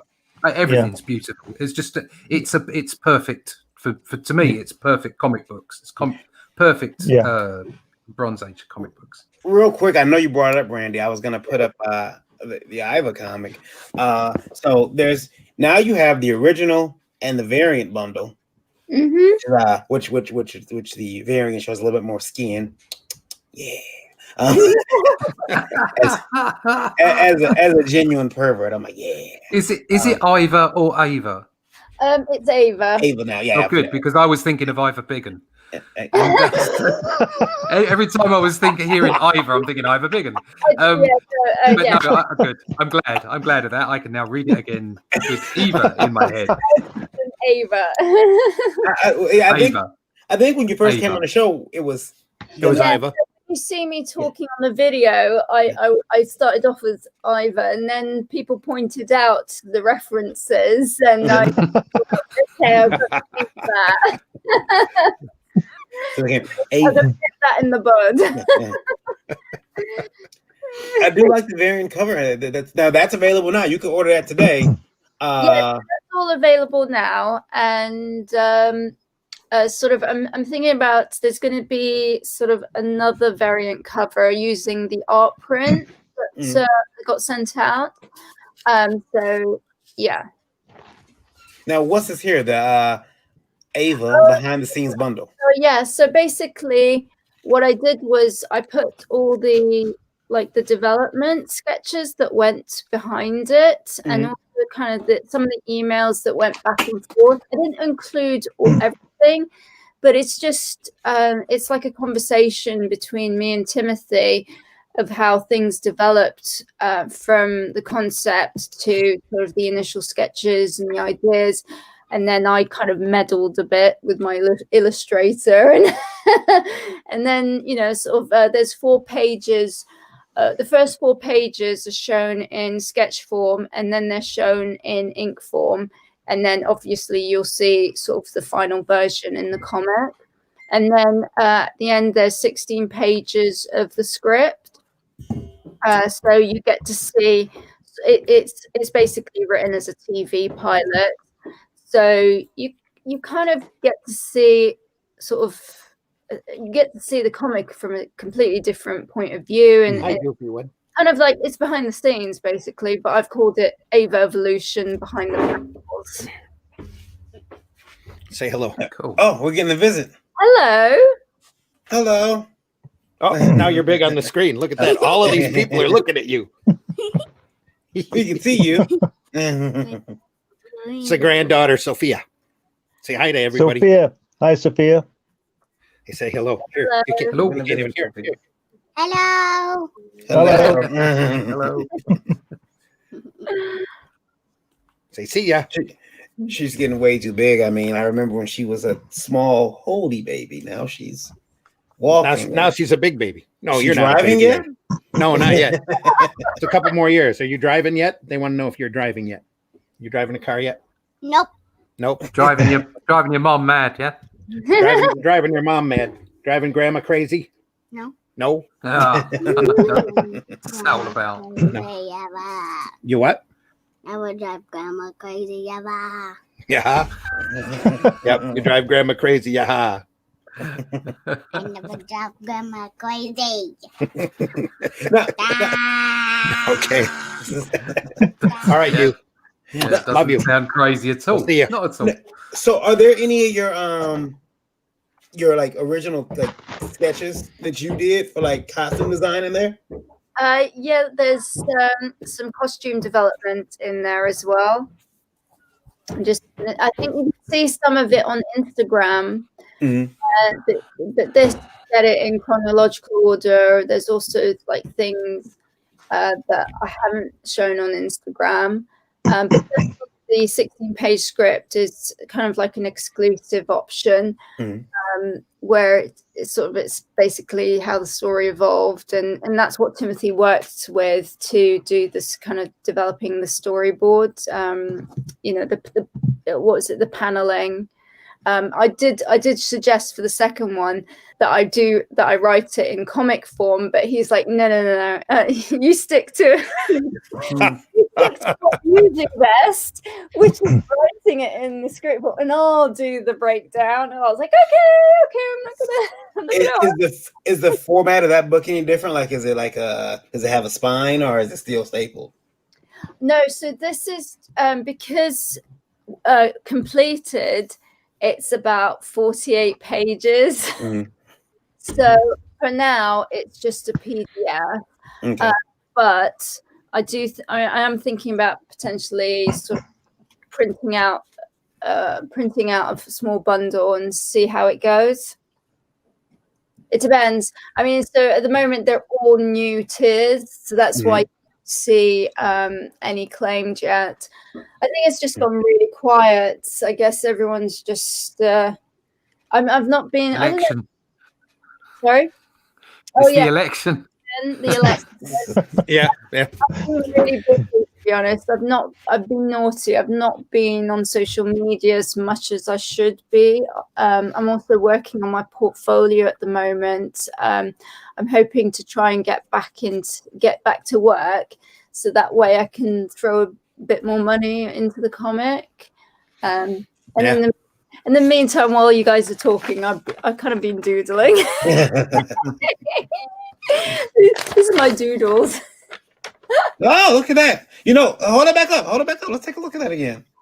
Yeah, that's good. Yeah, that's pretty good. You Doodles. you might be able to replace Timothy pretty soon. He gets out of line. You're like, I draw myself. There you go. I'm trying to do, boobs. Oh, they're difficult. Believe me, I've studied them. This is. Sorry. Sean says, I wish Canada was in election mode. We're so close to calling one. Yeah, I understand that. Someday we'll actually be able to visit Canada again. Yeah. Now, Glenn, I know you've got that. You have a campaign right now. Anything that we can bring up? I don't. No, I'm not got any campaigns, but I'm producing my Comics Unlimited magazine, which is on Amazon, and I've got one coming out in December. I think I've mentioned this, the Golden Age special, which is 100 pages, but no campaigns to speak of now. But issues 1 and 2 are still available on Amazon. Yeah, and issue 3's just gone up today, so that'll take probably a day because they review it and stuff like that. And but yeah, and then they've got. I'm carrying on writing other things as well. Got a couple of books lined up. I like that you have I like that you have Crikey on most of the books. That's pretty cool. Oh yeah, Crikey was finished about 10 years ago. That was a British comics magazine, which was really good. But I think I mentioned before as well on another show that Borders nearly killed me with that one because I put it into the mainstream and doubled the page size, put it in full color, put a lot of money into it, and then Borders went down and took it all with it. So, it took me a while to recover, but I've come back with this thing now. So it's on Amazon. So it's sort of a, to print or to order sort of thing at the moment, but I'm hoping to get a distributor for it as well. Get some real copies out there, in the comic shops. Mm-hmm. The character down there with the red and black striped shirt on this image I have up now. That's Dennis the Menace. Right. And he was so confusing to me because the first time I used web crawler and typed in Dennis the Menace, this kid shows up and I'm like, that's not Dennis. Who is this? And then I found out the whole history, and I'm like, so that's. I guess he is Dennis the Menace. Now our Dennis is a little bit different. Yeah, it's just a bit. Go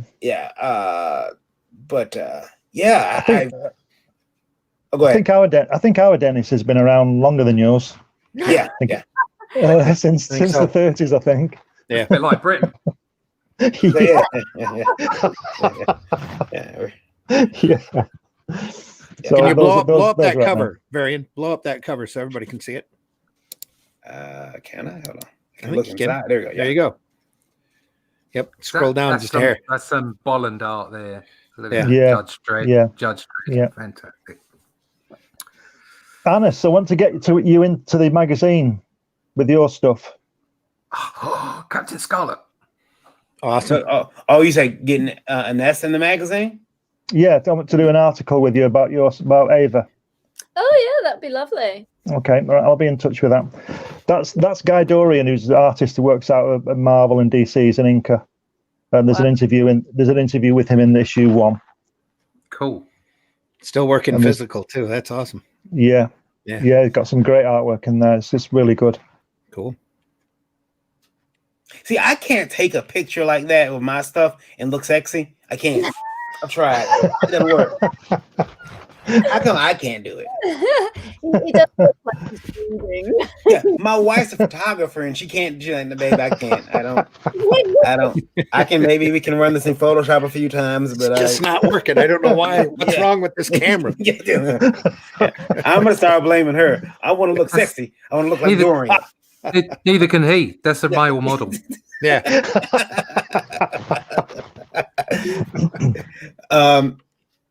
This looks pretty good. It's really good. It's a good magazine, very professionally laid out. Each issue is each issue is 100 pages, so it takes some. Wow. It's bi-monthly, and it's really good to work on. I do all the designing of the pages and everything. I did that montage there and everything. Now, occasionally, because it's my magazine, I get an article in it, but I'm too busy editing other people's stuff and designing pages to write articles. I absolutely know how that goes. Now, can you buy ads in that magazine, or? Yes, of course you can. Yeah. I wish you would. Time to get an Indie Volt ad in there, buddy. Maybe time to get an Indie Volt ad in there. Yeah, of course. Yeah. Advertise anything. That'd do great for the radio station. Get that word out. It would be. I could run an ad in there, and reason why I asked is because Randy had his paper that was advertiser supported, and Randy gave it away for free, but he still did the ads. We were advertiser supported though. Yeah. So and it was a newsprint paper. It wasn't like this. This is a slick magazine. Mm-hmm. Mm-hmm. Yeah, it's good to work on. I enjoy doing it. Cool. I don't know whether I'm blessed is the right word, because I do most things and end up doing publishing other people's stuff. So I want to write and draw, but I'm too busy designing magazines to do that. I'm laughing because I know exactly how that went, how that goes. Yeah, I did that newspaper for 10 years, planning to get my stuff out there and having a little strip every month, and that is not the way it worked out. That's right. Yeah, that's right, and continues to be the case. Let's scroll up just a second. That was Ralph Bakshi's Wizards. You ever see that variant? No. Okay. That's very much off of Von Baudet's work. Yeah. And again, you put in this magazine out. You issue 3 that went up today, but needs to be approved first by the Lords of Amazon. Yeah. Yeah, that's only they look. I don't know if a person looks at it or not, but it just takes at least 24 hours to get cleared, and then it just goes live and it just appears and people order it and whatever. Now they handle the printing and the sending it out for you. Okay, that's cool. You just go on there and order it, and then you'll get one printed somewhere. Mine are, the copies I get are printed in I think it's Romania. I'd be interested to know where the American ones are printed, because I guess they're not in Romania. So if you do order one, let me know where it's printed, just for interest, Yeah. They probably print ours probably in Canada. Right. Probably. Well, Yeah, I wouldn't be surprised if they print ours. All depends on where they have printing agreements with. Yeah. China. And Russ, you are still knocking out Only Death Can Save Us. Yes. My the campaign is in demand now, and I'm producing You're gonna get it? color pages I got now, and it should be going to print. If it doesn't go to print before Christmas, it will go to print very soon after, and then I'll be able to deploy it in end of January, which is when the schedule is set for. Awesome. But at the very least, I'm hoping to get a print proof or copy, single copy back to take a look at in there we go. Early December. Yeah. Sorry, my computer for a second was not bringing it up, but I have it now. Here we go. All right, here we go. Maybe. There we are. Only Death Can Save Us. There it is. So yeah, done. 80+ pages, perfect bound, full color. 60 pages of story, concept art, and a character gallery. I think it's going to be closer to 90 by the end, to be honest. Russ, you've been drawing your butt off, haven't you? You've just been. Yes, I have. I have no butt anymore, which is good. It's always a good thing not to have too much of a butt. Yeah, I've been working real hard on it. But it is a labour of love. It's something I've been wanting to do for a while. So I'm hoping to get the second book out mid next year, summertime, second quarter next year will certainly be the campaign. I've been approached to be involved in another project in January for a couple of months, so I'll be screaming about that once that's been let out to the internet, and cool. I'll obviously come back and talk to you guys about that then. But this is the thing that has a special place in my heart. So the next book is already written. Well, the plot's already written. So I'll be speaking to Rick about fleshing that out. As with any of these things, I already have a certain number of scenes already in my head, already drawn up here. So I'm hoping for it to be bigger. It's going to be bigger than the first one. And you should probably tell bigger. Anybody that's listening for the first time what the book's about. The book is it's Bronze Age inspired. It's a cosmic fantasy action adventure. The idea of being that Death comes out of his retirement to help a young soul who's been put in front of him because she's departed. She tells her story, and he realizes that something is very, very wrong on her planet Earth. He goes there to sort it out, and it has links, direct links back to the creation of the universe, where he came from, what his background story is, and he is not the Death that you think he is. Something completely different. And the way that creation works is just not quite what you think it is either. And this is all wrapped up, the whole cosmic fantasy stuff, which is as deep as you want to go with it, is all wrapped up in a big quest for the two of them and a big fight with the bad guy. So there's lots of action and fun in it. It's all ages, so you can leave it out on the side for anybody to read. But it never talks down to anyone, hopefully in the way that all those Bronze Age books that inspired it never spoke down to their audience. So that's where I put it. There's some Kirby in this page. Oh yeah. Yeah. The only Kirby reference I have in my book is when a particular character teleports in and out, she has the crackle around her. And it's the Kirby crackle. Yeah, it's very poorly done Kirby crackle because I'm doing it. But it's like, look what he tried to pull off. I thought you were going to make a reference to the video game Kirby. No.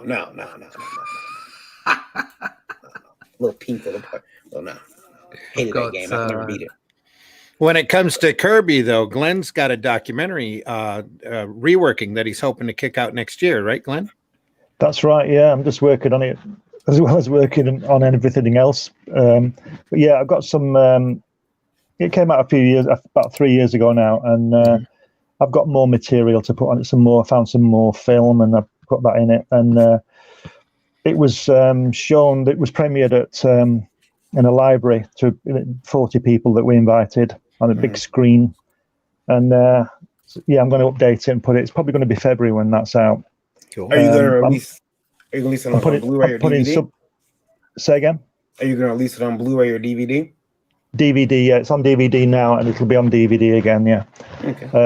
But I'm putting subtitles on it. I've been asked for subtitles and stuff like that, which is a real ball ache to do, but you've got to do it. I mean, so I'm putting that out, and yeah, it's coming together. It's coming together. Sweet. It's probably twice as long as the original.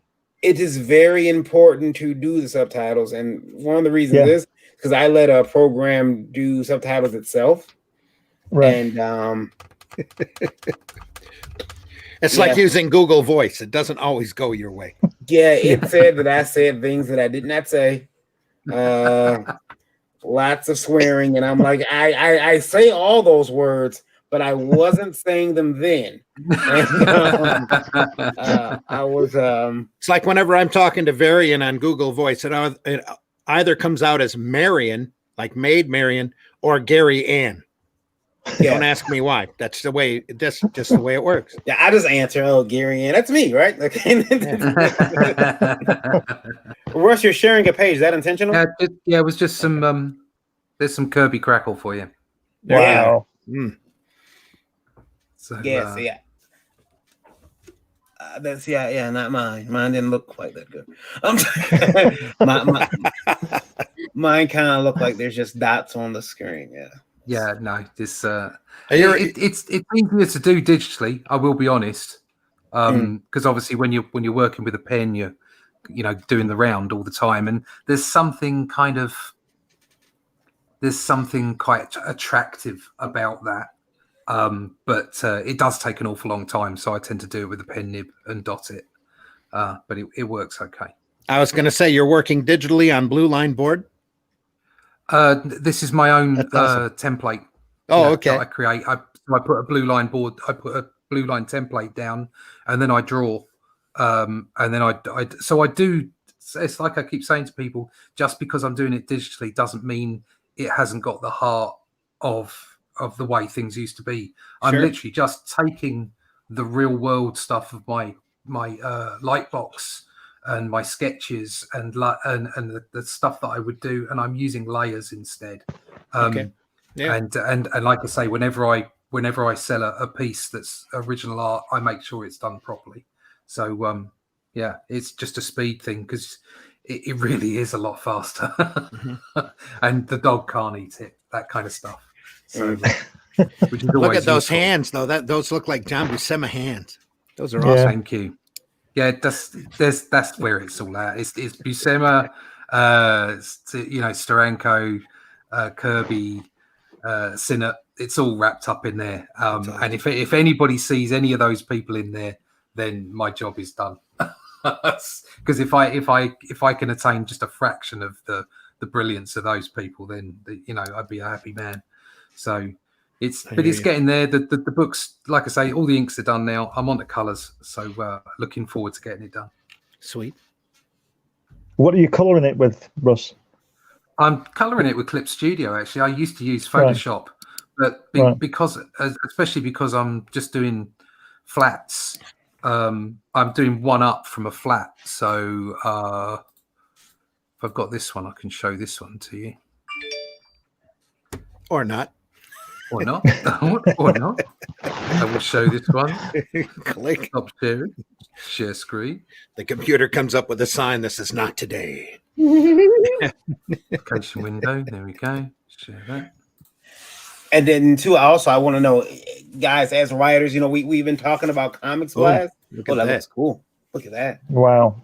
Oh, Great that's stuff. Wow. lovely. Yeah. So it's all flat. Mhm. So kind of like cell shaded stuff. Yeah. So I'm kind of got that Bronze Age, because they were using just big washes and big flat areas and then adding them together. So that's all I'm doing really. Mm-hmm. Yeah, nothing wrong with that. That's And I awesome. just, it's simple for me because I also think it's about, there are artists out there. There are some fantastic artists out there. I don't consider myself a brilliant colorist. I'm going to be working with a colorist on my next project who is an amazing colorist, and I'm gonna love what he does. But this is what I do. This is the art that I produce. So that it works. Looks pretty good to me. Sure. Yeah, it looks real good.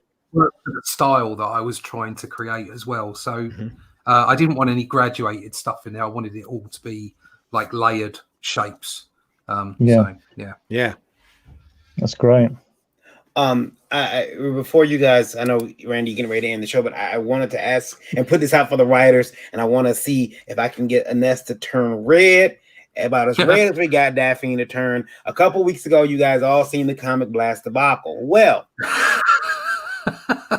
Comics Blast is horrible, but what if I told you there's a writer's version of Comics Blast? I think you're right.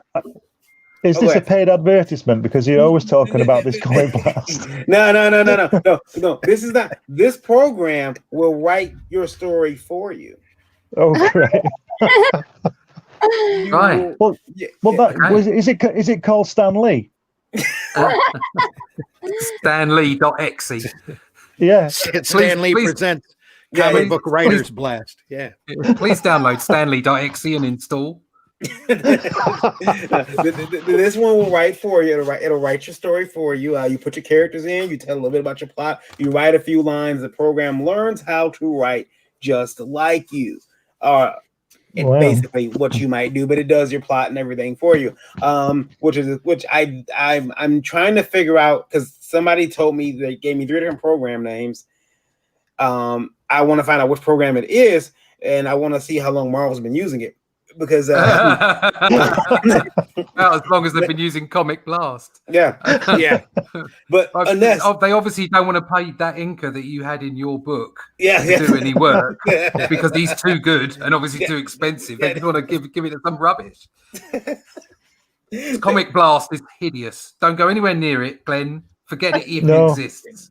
I don't know what you're talking about. Good man. Good man. Yeah.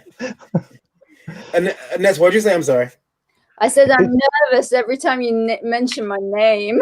Well, would you use not Comics Blast? Would you use a program that writes for you? I don't know. I mean, I've tried using words and sort of, because I tend to talk faster than I can write, and sometimes I find that's a whole lot easier to get words on a page. But to have something right for me, I'm not so sure. I'd have to test it out and see how it works. But no, I just think nothing beats sort of human interface. I think this whole concept that an AI can do the body of work for you means that you're completely removing yourself from the artistic process. You're taking side. There's also the enjoyment of it. Sorry, go ahead. Exactly. Yeah. It's for people that don't actually want to put the effort in to draw or write for themselves. And like you say, Glenn, it is about the process. It's not just about the product. It's about the process. It's about creating. And then the people that have the product know that you've put something of yourself into that product. That's right. It's a connection. between you and the consumer, or you and the reader, whatever you want to put it, and Sarah. Yeah, to just hand that off to a piece of software. that's right. Well, the only thing it would save you doing was about 20 years ago, and I wrote one of my first books about JFK assassination. I sat down one Saturday morning and wrote 3,000 words, and it was the best thing I've ever written. And then I thought, right, I'll break now for lunch, and it said, "Do you want to save this?" And I said, and I pressed no. Oh. So I had to forego lunch and immediately write it again, and I just know it just wasn't as good. Oh, You know. So maybe this AI won't do that for you, but maybe it'll start saying, as Russ says, it'll remove you, and it won't be your ending. It's just I don't get this drive towards. I think what it is like there's been, because comics. We're talking about comics specifically here, but I think it is endemic in a lot of different places. Mm-hmm. But comics have become this popular thing, and even though at the moment they're not there, and it doesn't matter what you hear about the market, young YA might be doing well and manga might be doing well, but American comics are not doing so well anymore. And because they've been given this status, this new nerdy status, and being a nerd has become popular because of things like the Big Bang Theory and what have you. There's this big rush to kind of do things in comics by people who don't really necessarily or aren't passionate about doing something in comics. Mm-hmm. So there's this rush by software developers, whoever it might be, to make an easy way to do something. And it's like, well, no, that's not the way it works. Like, Photoshop makes it easier to color instead of having brushes all over the place, but people still do it because it's enjoyable and because you get a different kind of feel out of it. And you can't just replace the process with a tool. That's not the way it works. That's why they're tools rather than generated. And all these things are just awful. And by the way, there will be a whole bunch of people using this crap, and they're going to make crap products. Okay, you put crap in, you get crap out. That's the way computers work. Okay, they don't do stuff for you. They just help you do what you can do.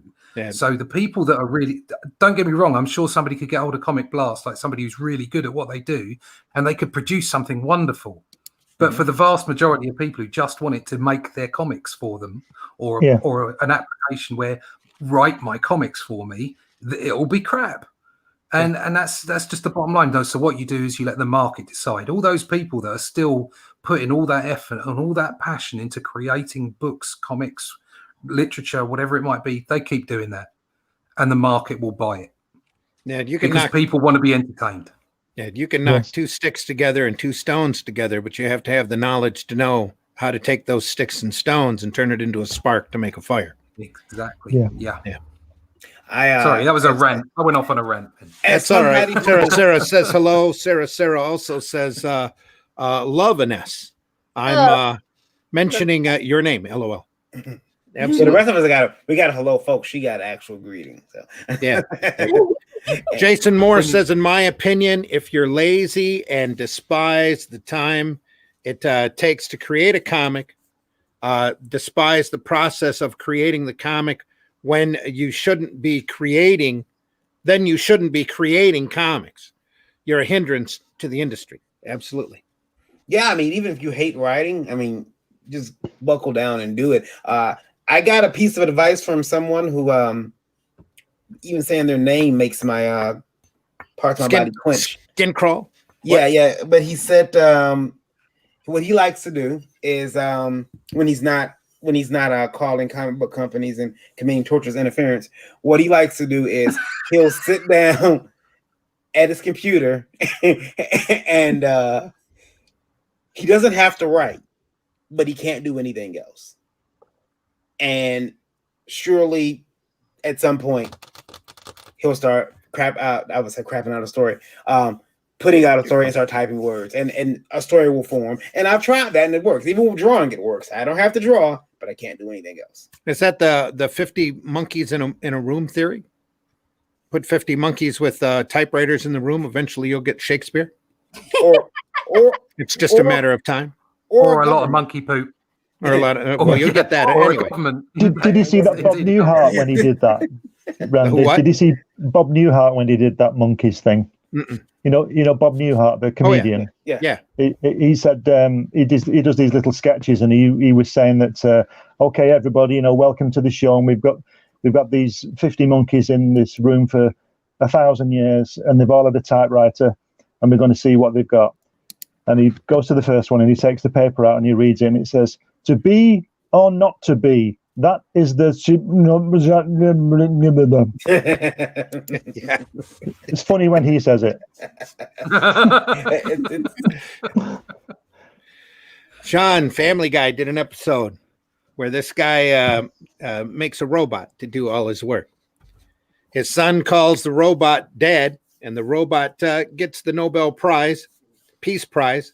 It reminds me of that. Yeah. Randy, I know, and Sarah called me by name because she seen how heartbroken I was. Thank you, Sarah. I guess, Randy, you want to wrap the show up? Should we? Just keep running. I want a massive spoon like Varian's got. Oh yeah, that's his silver spoon. Yeah, this is my. That some of his friends have told him that he was born with. Yeah. So I keep it. I keep it right here now. It's big. It's huge. It's actually a silver ladle. Yeah. But who's picky? Because I got the coonskin cap now. I got the silver spoon. They shouldn't have gave me that nickname. I will run with it forever. I will run with it. We have a cartoon on one of the other boards. Anyway, yeah. Sean says, yeah, you keep it going to brunch. LOL. Well, it's not brunch where our guests are at. It's probably getting close to dinner. Yeah. It's time to sleep soon. We all sleep when the sun goes down in the UK. We don't have any lights anymore. Yeah, I'm watching it get working. dark. Yeah, I'm like, what? This lights are getting ready to come on, or he's getting really bad thunderstorm. Have to watch. Yeah, we have to watch. It's like 28 days later out there. You just can't go out at night. You've got roving bunches of COVID-infested people sneezing all over you. It's just cats and dogs living together, mass hysteria. It's all. Are you guys on full lockdown or? Yeah, what a load of bollocks. We can still go for takeout. Say what? We can still go for takeout. Yeah. Yeah, you can still work. You just can't go and train anymore. Sorry. Well, here we can't go out to eat to a restaurant without giving up our name and address. Yeah, they must have our papers. Yeah, I'm waiting for them to give us food coupons. Yeah, we've got an app where test and trace app where you just everywhere you go, you check in by scanning a barcode. Yeah, I did it. My daughter. We've all already got that. We just don't realize it. They can follow us wherever we need to go. That's our little tracer. Yeah, I will say this. I'm waiting for them to say you need coupons to eat. So I'm waiting for that. That's going to happen pretty soon. Ration coupons like in World War II. It's what are your coupons? You don't have the food coupon. You cannot eat here. Sean says I got the perfect cocktail for the cold. Frog juice. Part garlic, holy water, and lots of yummy flavor booze. LOL. The frog juice, I'm okay on that. Frog juice. That sounds like, How did we, anyway? Sarah says if my spoon makes for good back scratching. It does, but I bet. Oh yeah, that's nice. I usually use the old T-square. That's why it's got all the tape on it. I got that in the cane. The cane is good for a couple things. The old T-square comes in handy. Scratching back and tripping my kid when he tries to run. It's awesome. There you go. Yeah. Use it as a like a pullback cane in the old vaudeville shows. Come here, kid. Yeah. Just saying the man right off the stage. Tell people where they can get a hold of you and see your stuff. Please. They can go on Indiegogo under Ava or Facebook, Ava again, or Instagram or Twitter. That's Ava on Indiegogo, EYVA. Right? Yes, EYVA. Take a look at that. I've kept it as simple as possible. That is truly concise. I like it. She's like the mother of knowledge, the technological Eve. There you go. Russ, tell folks how they can get a hold of you. Yeah, I'm going to go on a diatribe now because mine is not as concise as Anna's.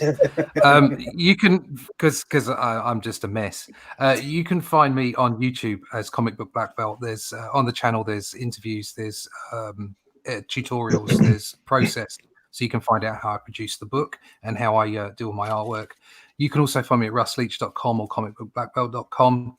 You can find out more about the book, Only Death Can Save Us, at onlydeathcansavus.com. There is a link to the Indiegogo In Demand campaign there, and I'm honouring stretch goals up until I go to print. You can find me on the Twitter. You can find me on the Fleecebook. You can find me on Instagram, and you can find me on Parlay when it works. Russ, speaking of that, I was on my sofa. I was asleep. I wasn't facing the TV, but I heard this really distinguished voice talking, and I'm like, I know that voice. But I was too lazy for a while to turn around and look, and I turn over and I look, and it's one of your videos. So that was pretty cool. Yeah. Distinguished.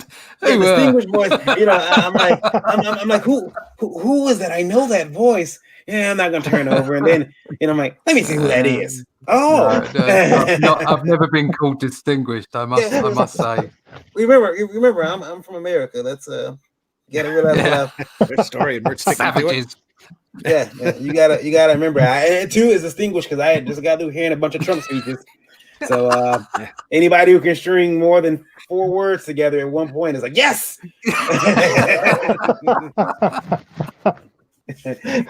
Glenn, tell folks how they can get a hold of you. Facebook, Twitter, and they can email me at comicsunlimitedmagazine@gmail.com. That's the best way to get hold of me if you want to do. And they can Twitter, Go ahead. The Twitter is at GBF55, but I don't use it a lot. And they can take your name and do a search in Amazon and see the variety of books that you've written. Yes. And the things that you currently have offered. Yeah. That's right. Yeah. They'll all be up there. Yeah. Well, they should be.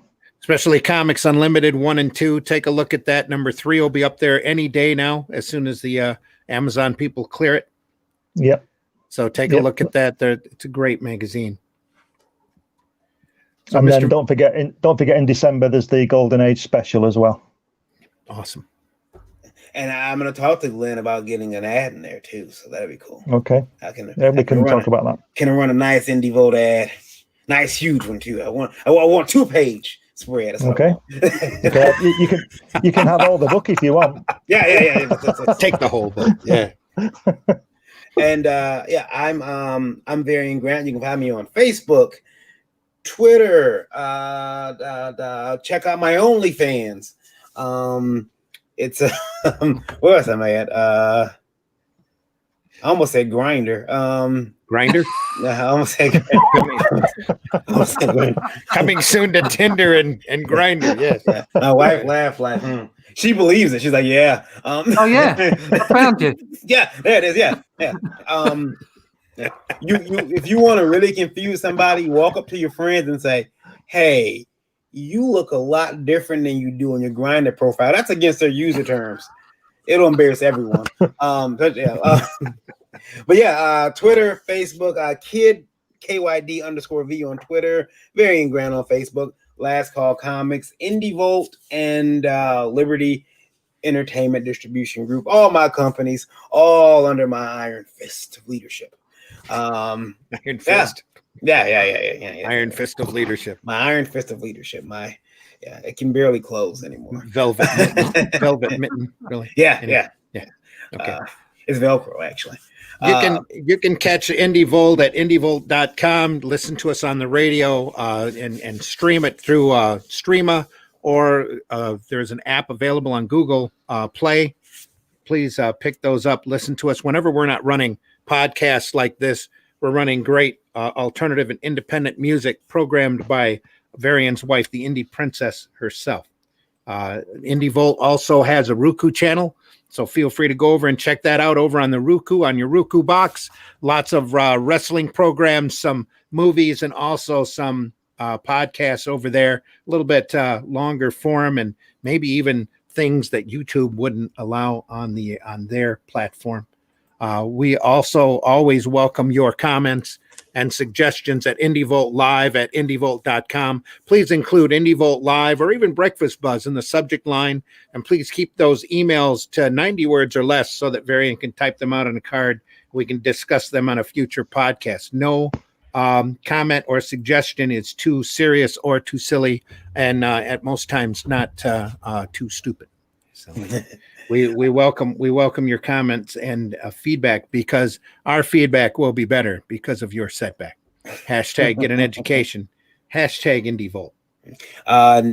Randy and I'll be back on the 10th of November with IndieVolt Live. That's only 2 days away. Yeah, 2 days away. Sean Tuesday Dean night. will actually be there with us. Who? Sean, there in the chat. Sean Dean. Yep, in he'll the be chat, there. yeah. And a couple other people. So tune in for that. Foolish enough to join in the nitwittery. Yeah. We got some real tough questions to talk about on Tuesday too. We got a lot of good emails. People are very opinionated. We talk more of meat and potatoes on Tuesday night. That's 9 p.m. Eastern time. And then at 9 a.m. Thursdays, we also do the Breakfast Buzz. Yep. Where we talk more about comics in the industry. And also Wednesday nights at 9 p.m., the Indie Princess does Geekgasm, where we talk about comics and media from a feminine perspective. So, and this week's Geekgasm will be her last for about 4 months. Her last 4 months? Yeah, 4 months. She's gonna be gone. Wow. She's gotta have surgery, and they told her you'll be down for 4 months. So she's Wow. okay, that's nice. So she's gonna have fill-ins. This is the last time for the season that you'll be able to catch the shoe cam. Yeah, I don't know if you guys seen that already, but the shoe Wednesday cam, night. check it out. Yeah. Yep. Yeah. As a fashion designer, Annette can appreciate the shoe cam. So And then we'll be back again on Sunday morning at 9 a.m. Talking about the more lighthearted and fun side of comics, hopefully, unless we get too bogged down with tamales and boobs. But so anyway, tune in then. That's 9 a.m. All of those times have been Eastern time. We welcome and love our worldwide audience. Varian, what's our ending number? right now, Randy, we are at 47,880. 47,880. We love each and every one of you listening all throughout the world. We leave you now with the immortal words of Jack Kirby, who says, "Kid, comics will break your heart." Yep. And we're going to step out the same way we stepped in. Well, no, let's go out with the Indie Volt ending. We appreciate all of you. Thanks so much for being on the program today. This is really another one of those just thrown together kind of shows, and we're glad that you were all able to join us. And Glenn, I think you got your audio problem straightened out. That's awesome. Well, there'll be something else wrong next time. Well, we'll just have to find out next time we have you on. Good. That's great. All right. I've enjoyed it. Yeah, thanks again for being on. We will talk to you all soon. We wish you the best, and we wish you the best of health as well. Please try to stay sane, try to stay safe and healthy. And I'm stalling as I'm looking for our ending here. I figured. Yeah. I got it. All right. We'll see you soon. Take care, everybody. See you soon. Bye.